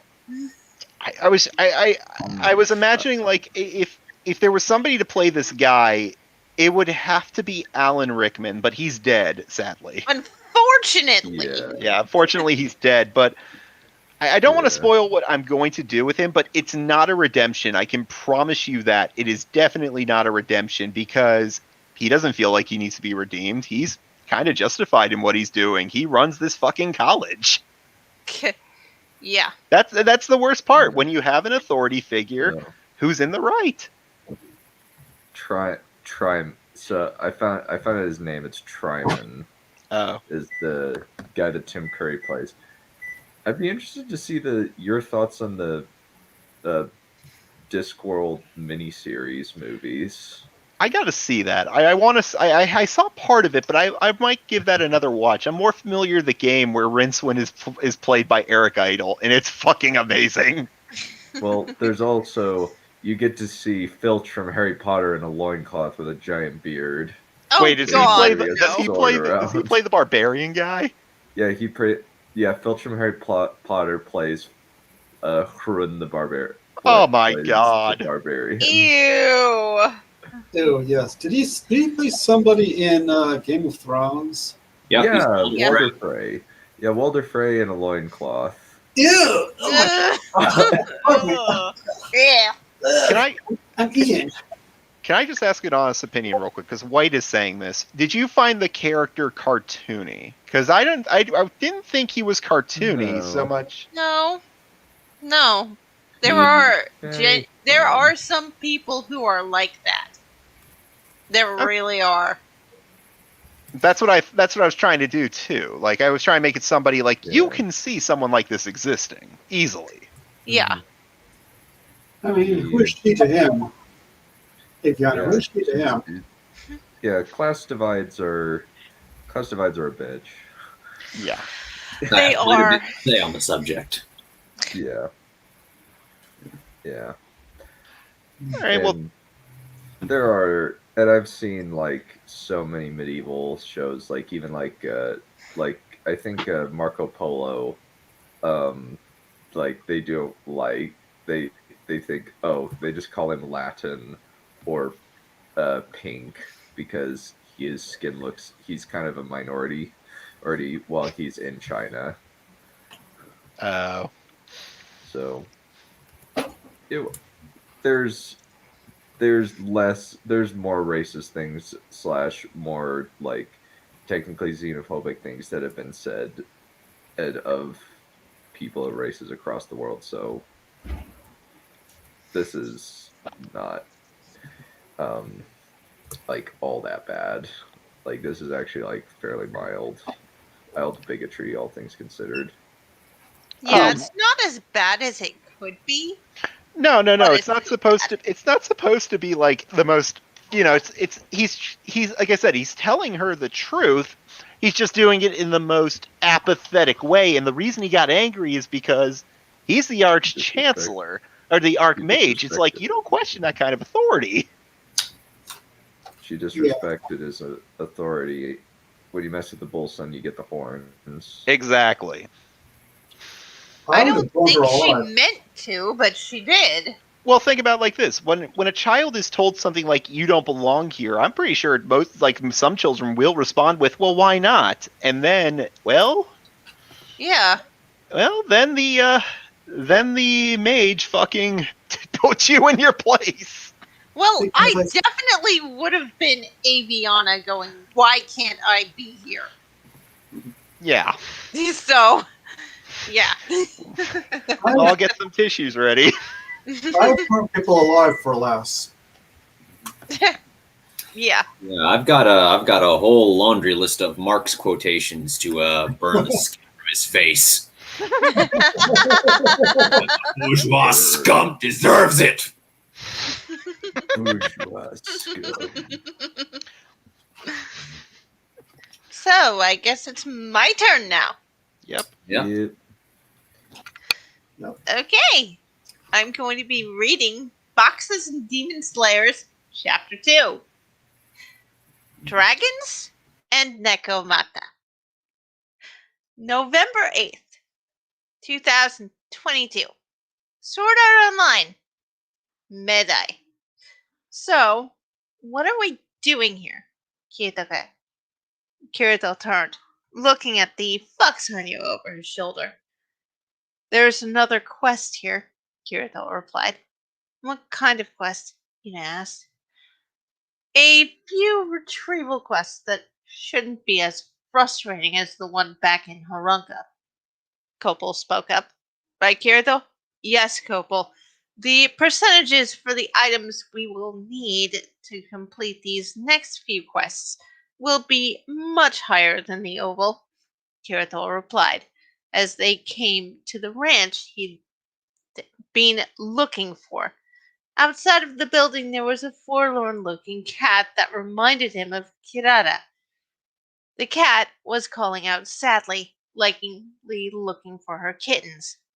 Pardon me, traveler, a young woman who looked much like his grandfather called. I could use a helping hand right about now. What seems to be the problem? Kirito asked. My Negamata's kittens have gone missing. I would go myself, but I can't carry them all, and I need to take care of their mother, the NPC said, gesturing to the forlorn two-tailed cat. It's not safe for them. There are several predators out there that would eat a young Nekomata if they had the chance. How many kittens are we talking about? Kirito asked. There are 8, the NPC replied. Could you please return them to me, hero? Kirito looked at his companions and got a nod from each of them. We'll do it, he replied. Oh, thank you, the NPC cried, her shoulders sagging in relief. I don't think I can reward you with anything amazing, but I'll see what I can find.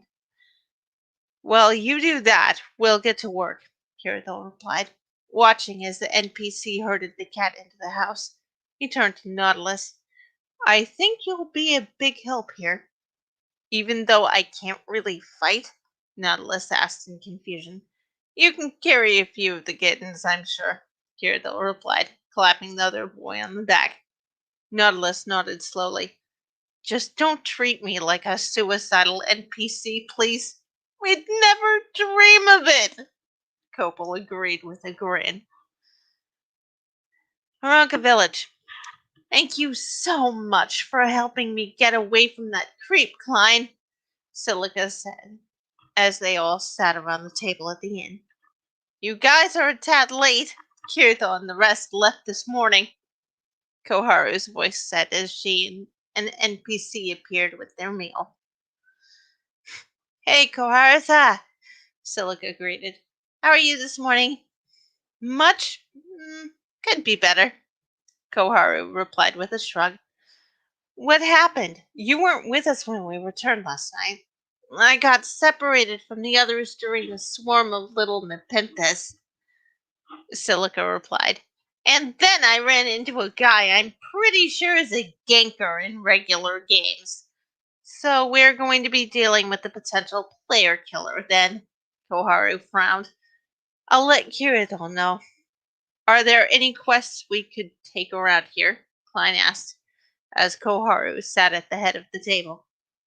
There are maybe 2 other quests in this village, other than the secret forest medicine quest, which Silica and I took with Kirito last night, Koharu replied thoughtfully.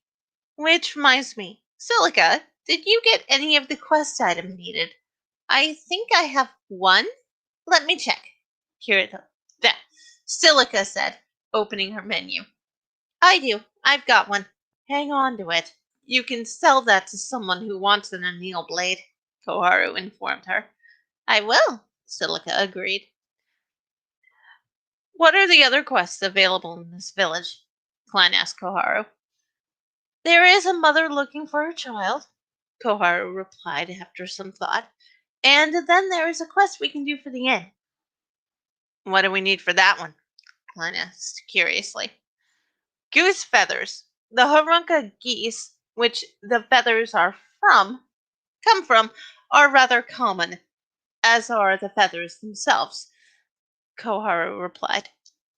It's easy enough to complete, and can be done quickly enough that we can maybe catch up with Kirito and meet up with him before he leaves Medai. That sounds like an excellent quest to take, Klein said with a grin. Then we'll go after breakfast, Koharu agreed. Dale, Yukon and Harry are to go with Silica and help her with her quest, Klein said. Ishin Denam and I are going to go on the quest for the inn owner with Koharu. You got it, boss, said the rotund tank known as Dale. We'll take good care of Silica. So we'll be meeting up after we finish the quests, right?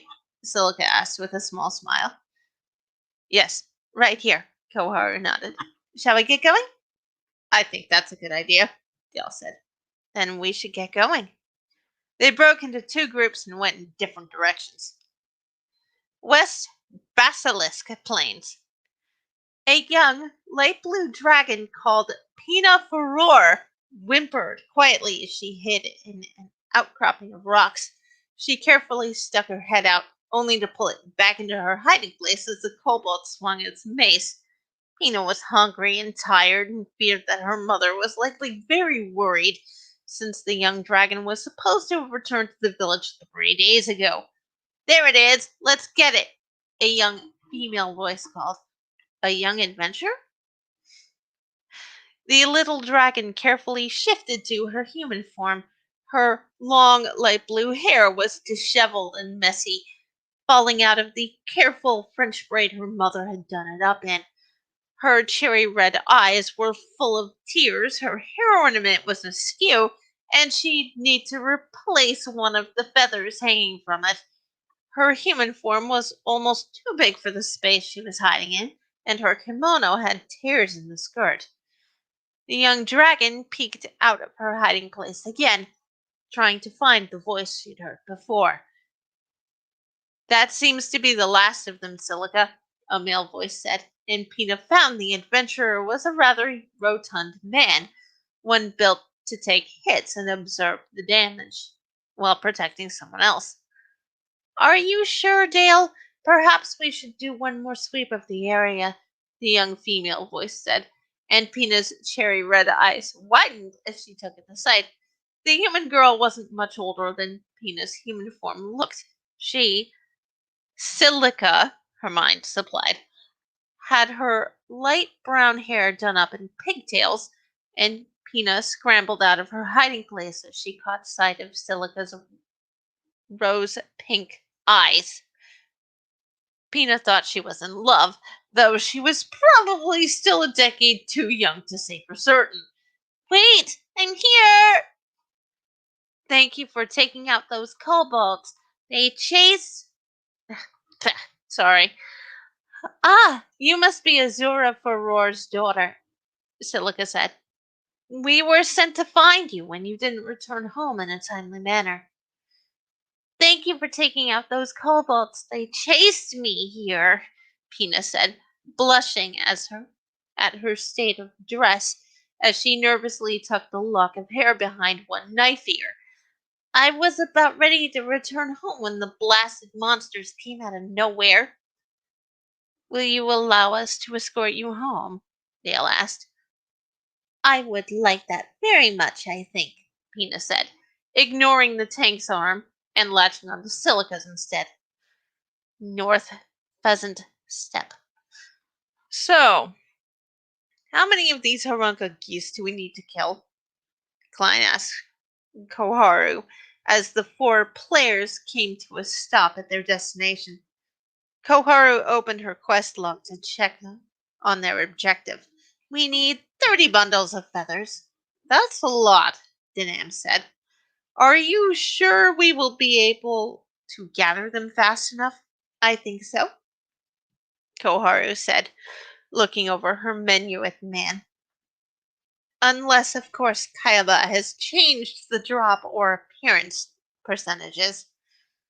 "Would he be sick enough to do that?" Ishin asked. "I don't know anymore," Koharu replied. "Maybe."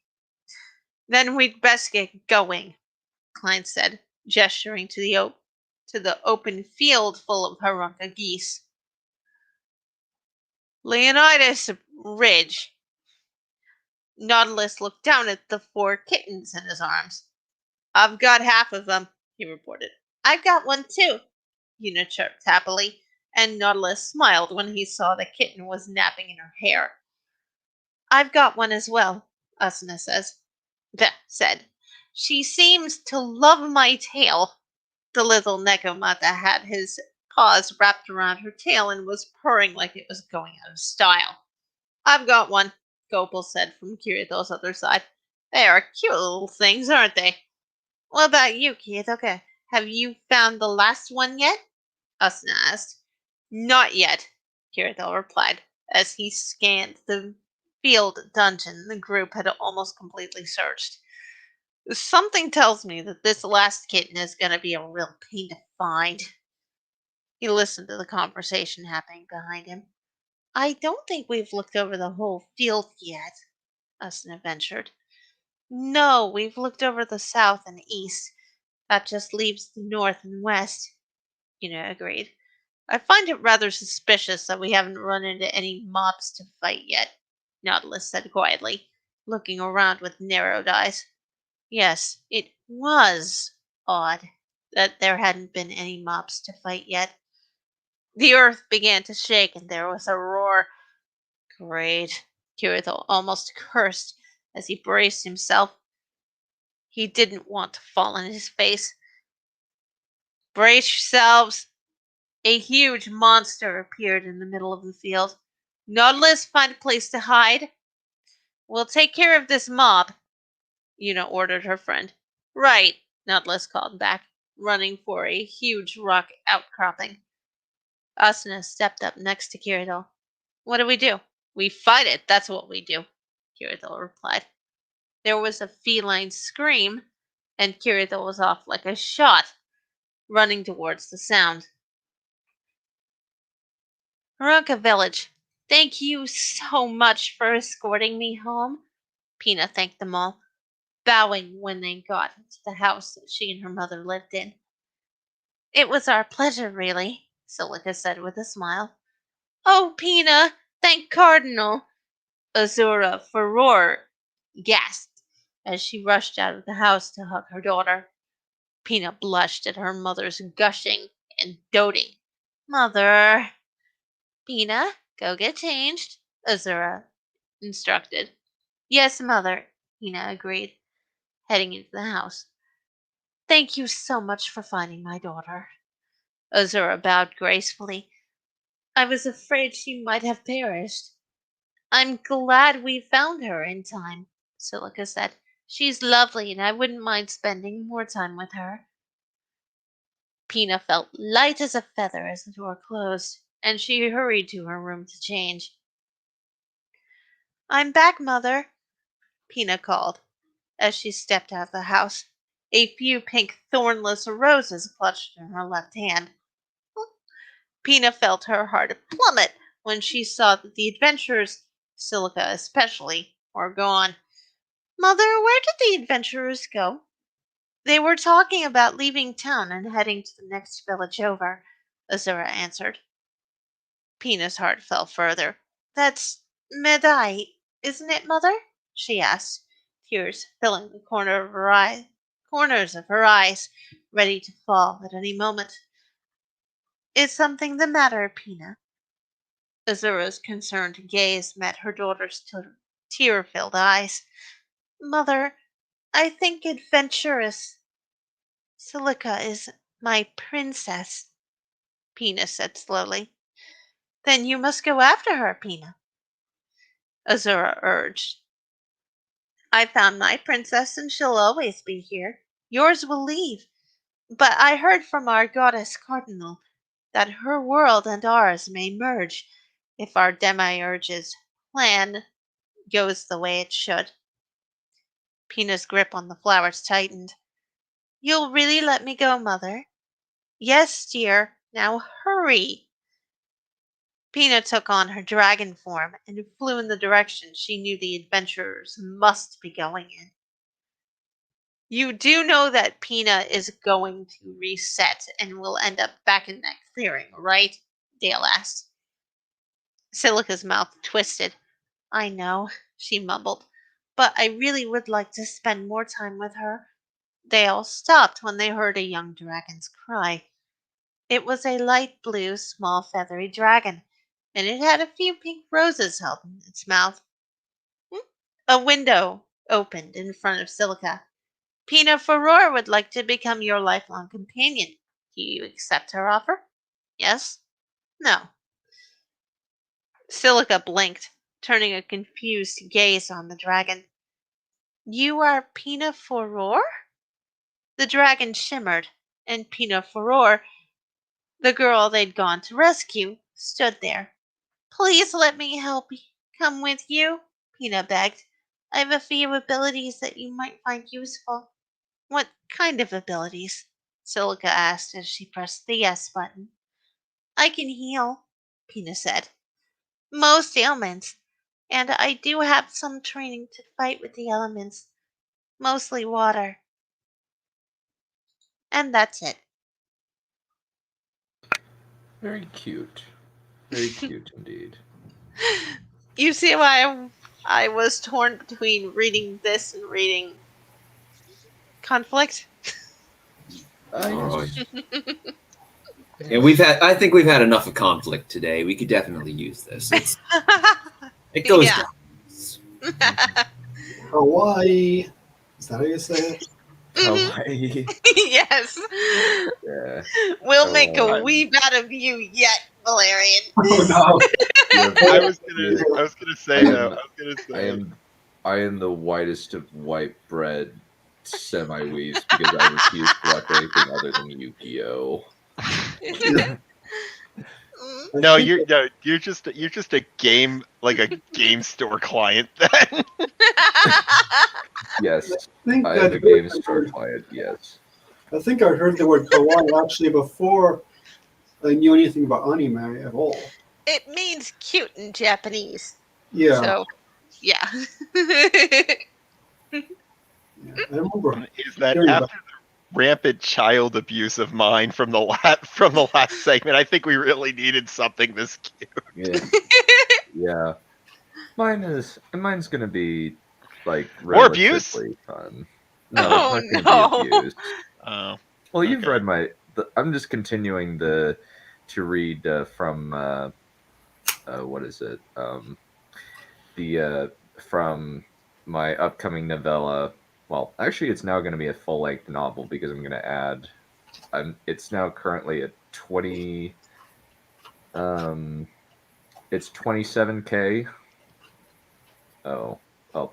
At last I checked. Well, actually, no. It's okay. My iPad is slightly wrong. It has not been been updated. Because it's now at 28.5K words, and all I need to do is get 12,000 more words, and it's at novel length. So, which ain't bad for something I started work on earlier this year. Oh no. Yeah, So- that's not bad at all. Yeah, So- don't be concerned about lengths and just that stuff. It is what it is. Sorry, quick Yeah. question. What's a nekomata? Nekomata? Nekomata? Yeah. A nekomata is a cat that's got two tails. Oh, okay, fair enough. Some kind of Japanese folklore animal, I'm assuming. Yeah. Hang on. Pity not the Okay. mutant. Just kill it instead. Okay, so I got it. You refuse to discuss this. Is clearly an experiment, and we cannot be discussing it until research has been completed. So currently, as it stands, according to my computer, which is the accurate version, it is currently at 8,700 words. So that's where it sits right now. Hopefully, I'll be able to. I'm gonna try and finish it by June, and I'll finish another book, the next book in the novel series, in the novel series that I'm writing.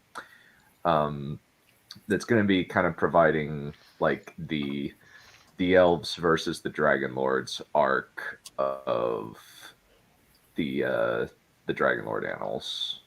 Since as opposed to like having like a giant like series with a bunch of like individual with an overarching conflict, I'm more doing like arcs. Kind of the first 4 books was Vagar, the arc of Vagar, and now this is kind of the elves versus the Dragonlords.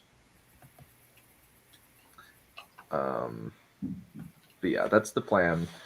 Go read. I would advise reading the other novels in the series. Currently, there are 3 and 1 novella with the novella in between books 2 and 3. So anyway, I shall begin. Arms, Chapter 2, Wood and Steel. Arms folded, Hera watched her cousin exchanging blows with his blunted sword with a pair of men he was sparring with, from the pillars surrounding the practice yard. He was good, that much was clear, but a great deal of his technique was a bit too stiff and quite polished in the wrong way. The forms he used were very rudimentary, and it was clear that the 2 sparring swordsmen were holding back. Her mind was only partially on the fight in front of her. She turned the letter she received from her mother and twins. The letter from her mother was extremely precise, with careful little swirls and other neat bits of calligraphy. By contrast, the letter penned by Little Bale and Chimera was messy and it had little pictures drawn in the corners. Carefully, she ran her eyes over her baby's letter, drinking in every little detail. She missed them so much. She'd been away for so long. Her mother's letter was nice, but there was something special about seeing her boy and girl all learning their letters. I'll be back. I'll come back soon, she thought, folding up the paper and putting it into her jacket. Why aren't they taking the piss out of him? Carlion wondered, leaning against the pillar beside next to her. I've had both Arlian and Darlis on their own knock boys twice Narcissus' skill without trouble. Like you, big brother. There, Hera asked with a smile as she directed her attention back to the fight. Narcissus was doing well, but his opponents were holding back rather than beating the tar out of him. They were slower, not hitting as hard. He's not going to learn anything from this, Hera thought. It's just going to feed into the problem. Yeah, Carlene shrugged. I'm not ashamed to admit that against them, I'd only get every other match. I think that they know how much of an arse our cousin is and are showing his grace special favors. Hopefully he leaves soon after we get finished with this. Hera's sigh was full of skepticism. I don't think our cousin is likely to do much in the way of real meddling beyond being a nuisance, just being a nuisance and a prat. Maybe. Carlion tilted his head to better observe Narcissus. Oh, ancestors above, this is embarrassing to watch. Then you go down there and thump him around the yard, Hera suggested, resting her hand on the balustrade. You can easily beat him, so why not do it? I have many interests, big sister, but playing the bully, not one of them. Carlion gave the epithet a playful tone. Hera gave him a flat look. Comments about her height didn't bother her, but he did like to make such jokes on occasion just to try and get a rise out of her. Why don't you go down there and teach him a lesson? He suggested. Breathing out slowly, Hera pushed off her shoulder and uncrossed her arms. Fine, why not? Carlion blinks in surprise as she walking toward the practice yard. I wasn't being serious, he called as she stepped out onto the field and picked up a wooden practice sword. She ignored him and walked over to the trio of sparring men. Arlian, Darlis, you're dismissed. I would like to see how my cousin does in a fight with me. She nodded to the Sioux soldiers who walked away, looking relieved. They did seem to be muttering under their breath, likely cussing out the prince where he couldn't hear them. Without a word, she unbuckled Silver Queen and tossed it to Ergast. The orc caught the weapon, making it look like a short sword or even a dagger in his huge hands. Narcissus blinked and turned toward her, then frowned even deeper when he saw that she was holding a wooden sword while he held a blunt tourney sword. All right, he trailed off as she assumed a relaxed, almost lazy stance. Surely, cousin, you would prefer a steel sword rather than a wooden one, he continued as she moved graciously toward him. Nah. He spun the hilt through her fingers, then raised it to a relaxed guard position. I much prefer the balance of this as compared to his tourney sword. Very well. He still sounded rather concerned. Aren't you afraid that I'll hurt you? Not really, no. Hera attacked, striking out with her sword and smacking him on the wrist, causing him to drop his sword. Gasping in pain, Narcissus backed away, clutching his hand. All the men in the yard began snickering at the prince's embarrassment. Not fair, he yelled accusingly, clearly noticing the amusement of the soldiers around him. I wasn't ready. This is far more fun than I thought it would be, Hera thought before shifting her wooden sword to her free hand and walking forward to kick the fallen blade into her free hand. Well, now you're ready, she bowed, then tossed the sword to her opponent. We may begin. Grimacing, the crown prince caught the sword and ran forward, clearly trying to catch her off balance. Predicting his swing, Hera dodged out of the way, deflecting the sword off the flat of her practice sword before smacking him on the backside. Narcissus stumbled forward, spinning around, indignant and clearly smarting. Now, much more cautious, Narcissus walked forward, sword up in a ready stance. Hera prowled around him, letting her sword hang up by her side rather than keeping it at the ready. Eyes wary, Narcissus started circling her. Tilting her head deliberately, Hera feigned forward, causing Narcissa flinched back, clearly wary of her. Scared? She teased, spinning her sword through her fingers before raising it to point at him. No! Narcissa scowled at her. I can handle myself. Hera chuckled. Not my assessment. She thrust out a sword, smacking his side, then retreat before he could move to defend himself. I'm not as helpless as you're making out, Narcissa said, gripping the hilt of his sword in white-knuckled hands. I do have skills. Well then, cousin, Hera bowed, keeping her head up so she could maintain a view of her opponent. Let's see these skills of yours. Eyes burning, Narcissus attacked, swinging his sword. He knew that he had the advantage over Hera in terms of weaponry, and all he needed to land was a good blow. Oh, but she had chosen a wooden sword rather than a steel one for very good reason. She could hit him as hard as she wanted without fear of seriously hurting him. Dexterously, Hera slid to the side, letting his sword brush past her. Then she slammed her sword into his side. Narcissus gasped and clutched his side in pain, just as she struck his wrist, causing him to drop his sword. Do you know how to win in a sword fight, cousin? She asked, walking forward and kicking his fallen sword into her free hand. Be the only one with a sword. She rested the flat of his sword against his throat. Grinning, she ostentatiously turned her gaze toward the tourney sword. Is this one your sword? She teased before tossing it to him. You cheated! He accused. Your weapon's lighter than mine. You could hit me harder and I could hit you. Not my problem. Hera shrugged and turned her back. Let's do this again. Narcissus challenged. On an equal playing field. Real steel. And why would I do that? She asked. I'll bet my sword against yours, Narcissus declared, drawing his sword. Darkfire against Silver Queen. Silence fell over the yard. Slowly, Hera turned around, giving Narcissus a disdainful look. Your desperation is rather palpable if you're willing to bet the royal sword of Aemon Darkfire. She could feel the orcs and the humans around her growing interested. You afraid of losing? Narcissus challenged. No, I just don't feel like taking your sword from you. Hera's tone was flat. Go on, sister. Carly uncalled from his place among the pillars. Teach him a lesson.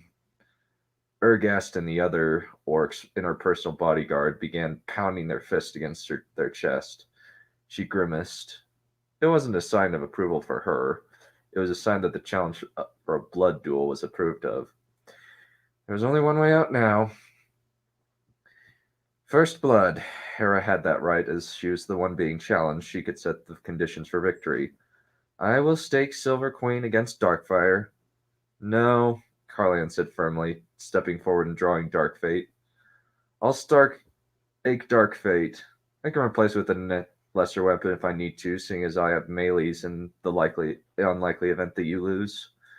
Without a word, he shoved it into the ground, the stone accepting the weapon as easily as clay would have.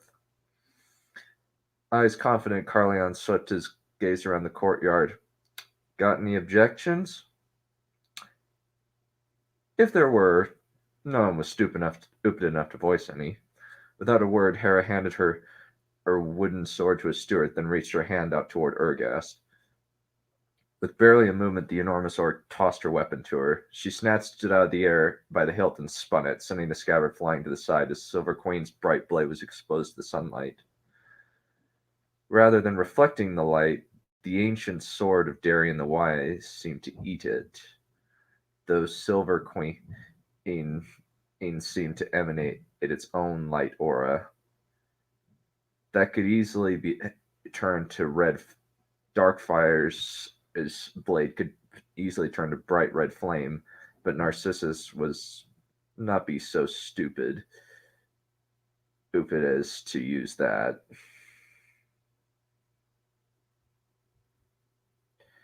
On the outskirts of the sparring ground, Carlion and Nergus seems to be taking bets on who would win the fight, now that they were fighting with dragon-forged steel. It seemed as though most of them were jockeying to bet on her, though a few bet on Narcissus.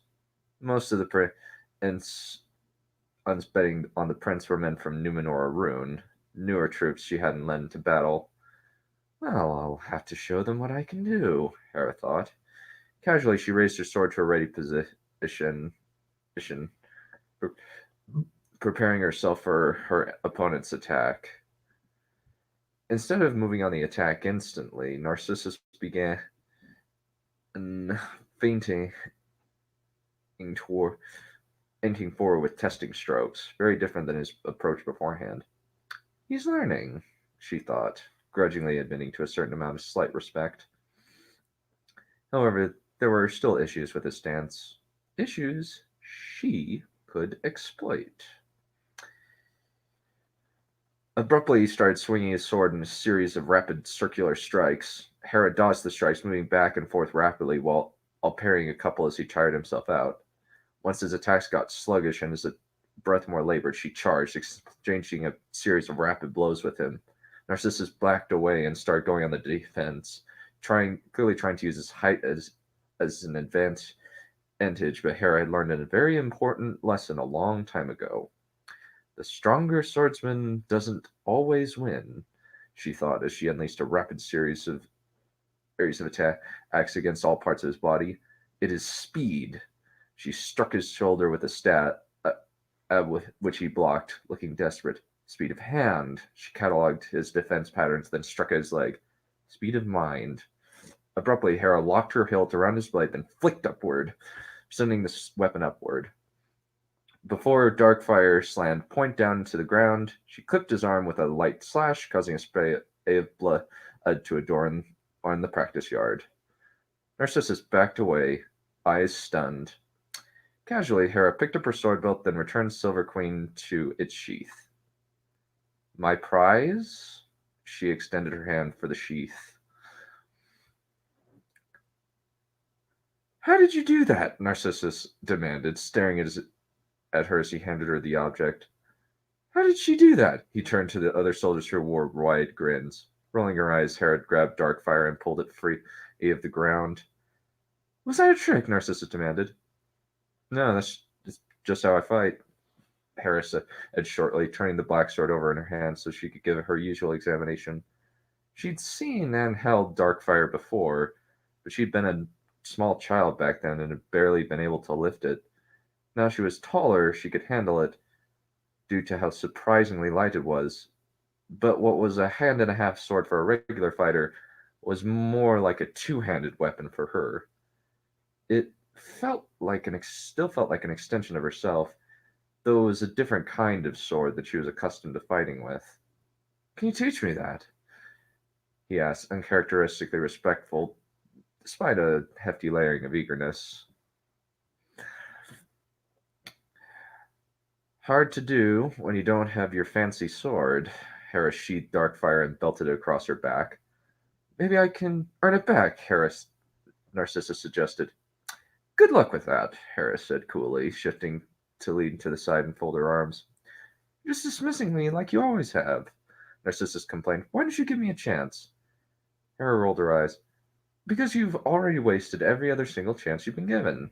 She shifted and proffered Silver Queen toward him.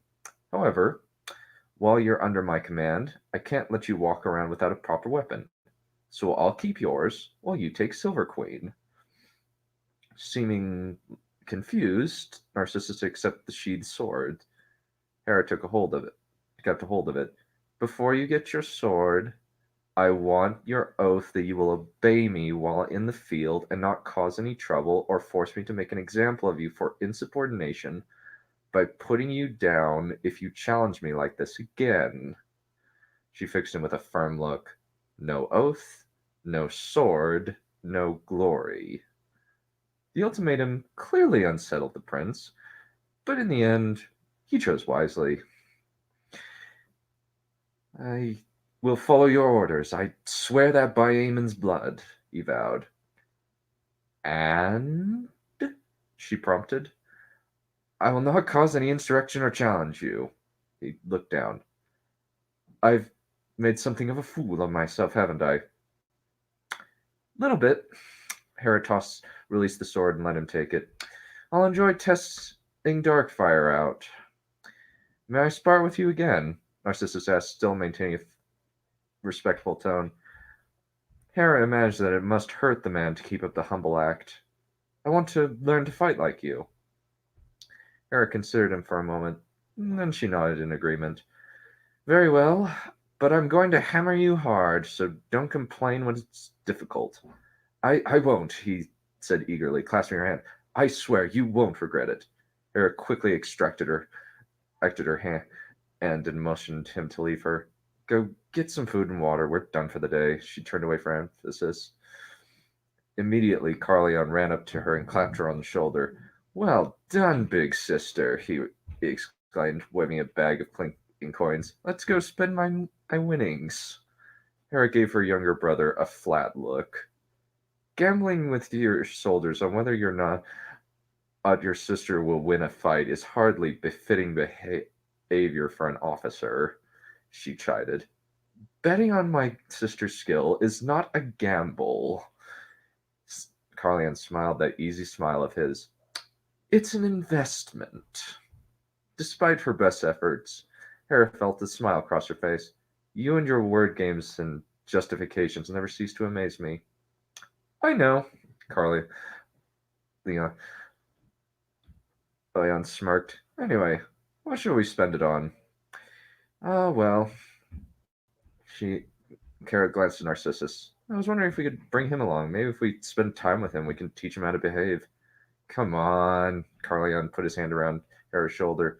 You're going to be leaving soon? Why spoil it with him? I suppose. Hera shook off the notion and clasped hands with her brother. Fine, let's go see what we can buy with those winnings. Solemnly, Urgas walked up to Hera and put his clawed hand on her shoulder. Your mother will be proud when you tell her, he said softly. Despite herself, Hera beamed with pride. Her mother had remained in the West to maintain their holdings along with their younger siblings, Hephaestus and Aphrodite, but she had been as great a warrior in the field as her father, slaying all who stood before her astride her Tyrannus. Urgast had served under her many times, so he knew her mettle. Carleon's expression turned wistful as he stroked Dark Fate's hilt. It had been a gift from her mother when he'd taken up a field command, and it was well earned, in Hera's opinion. Agreed. Carleon put his hand on her shoulder. Soon enough, this war will be over. We'll be able to go home. And that's the end of that chapter. Narcissus starting to get some development. Yes. I love his name. Yeah. I'm actually beginning to feel a little bit of sympathy for Narcissus now. He's kind of like the underdog. Like, she's obviously far more skilled than he is, and like nearly everyone's on her side. So that makes me want to root for him. On one hand, that is true, but on the other, his name is Narcissus. So. So yes. What cruel parents.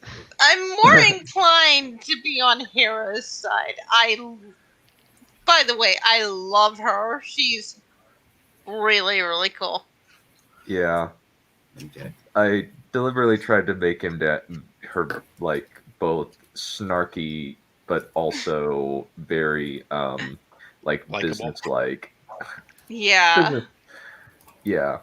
She's kind of a part of the thing is just you got to make it very clear when you're writing a female mentor character sometimes that the main like that the guy is like clearly has some idiotic tendencies and clearly doesn't know what he's doing. Yeah. Because otherwise it's just going to be like, okay, why is she trying to teach him? Yeah. But yeah, her snark is just fabulous. Yeah. Also, Nekomata picture. Yeah. This is a Nekomata. Yeah. Specifically, this is from Inuyasha, which is the other side of the crossover that I was reading for. Isn't she Yeah. cute? This is Kirara. Yeah. Doesn't she like expand and grow into a giant monster? It's at points. She Yeah. does, actually. She has these bright red See. eyes. This is her bigger form. Alrighty. But yeah, I think that one of my favorite, like, at least for a little bit to write, was actually Carleon, where he said, where, like, after he got asked, you get, I'm so, oh, I'm sure you're utterly destroyed that you're not going to be measuring cocks with Narcissus. Oh, I am at, oh, no, I'm quite distraught. Comparing the number of male chickens we own is a favorite pastime of mine. Yes. Yeah. And then just everybody starts laughing. Doesn't everyone? Yeah. And then he just said, I admittedly stole this line. It's betting on my sister is not a gamble. It's an investment. I stole that line from Mulan too. It's kind of the only, Wow. it's the only good line in that movie. So Yeah, I would definitely agree with that. yeah, the original was as Mulan's father and grandma are betting at what time Shang is going to propose, and like he says, gambling is like playing mahjong with blank tiles. Tiles, and then he behind his back offers to give her some money, and then she puts an equal stake on it, and then when he wins, he says, "I bet this." Here's this, and his wife says, "But you don't gamble. Betting against my mother is not a gamble, it's an investment." So I figured that I could do that, and it would be a nice line, yeah, and kind of just say, like, at least the thought, because it kind of shows the close relationship between these two siblings, where they really do like each other and they're good friends as well as being siblings. Yes, Brightness Becca is wondering about the spelling of the name Carleon. The way that Carleon is spelled is Carl, as in Carl Sailor, and then Yon, Y-O-N. So. Ah. Okay, fair enough. I haven't been spelled all the time. Yeah, It's actually grown so high in your estimation that you're naming characters at me. No, it's actually the name of a city in First Law, the capital of the North. I think that's. I just heard Carl. I remember like hearing Carleon, like just remembering the name Carleon. It's like, I wonder where that is from. And then I re-listened to First Law, and it's just like, oh, so that's where it's from. Well, originally there's a city in Wales called Caerleon, and that's where King Arthur was said to have ruled there. Yeah. In some legends. Mm-hmm. Yeah. But yeah, that's all that we'll read. I'll probably read like a few more chapters next week. Since we actually are going to be able to get into kind of the orcs culture, and kind of, since this has kind of been 100 years, we can kind of see, since Neph is current. I've read bits of the Young Dragonlord on previous streams, and Neph is reading the Young Dragonlord right now. I'm currently on, let's see, page 240 something. I just got past where Aphrodite was forced to eat her first rider. Yeah. Yeah. Yeah, these people are assholes. Yeah, I really hate the Easterlings. Yeah. Yeah. So, but yeah, I'm excited to chat about it with you. Mm-hmm. When you finish, that'll be fun. It But will. then yeah, but in the next chapter we kind of see how the orcs hundreds of years later view Aemond and his daughter, who's built and basically conquered more lands than her dad did. Oh wow. Nice. Yeah. And But I bought oh, all the books out yeah, at the yeah. moment. So I'm gonna read all of them. I'm glad. I'll have to. I'm excited to kind of chat about them with you, and you can kind of just ask me questions about like how I came up with these various things. I can just Yeah. chat. Alrighty. Well, I think that is all the time that we have for today. I much appreciate everybody who has read their work. Thank you to Brightness Neph. Thank you to our horny traveling bard. Welcome. Thank you God to damn it. our loquacious and masterful published author Carl Saylor, and our always sagely Beleriok curmudgeon / boomerion. Thank you. Yeah. Alrighty. Well, that's all the time we have for today, folks. We will see you later. Bye. Bye Yeah. guys.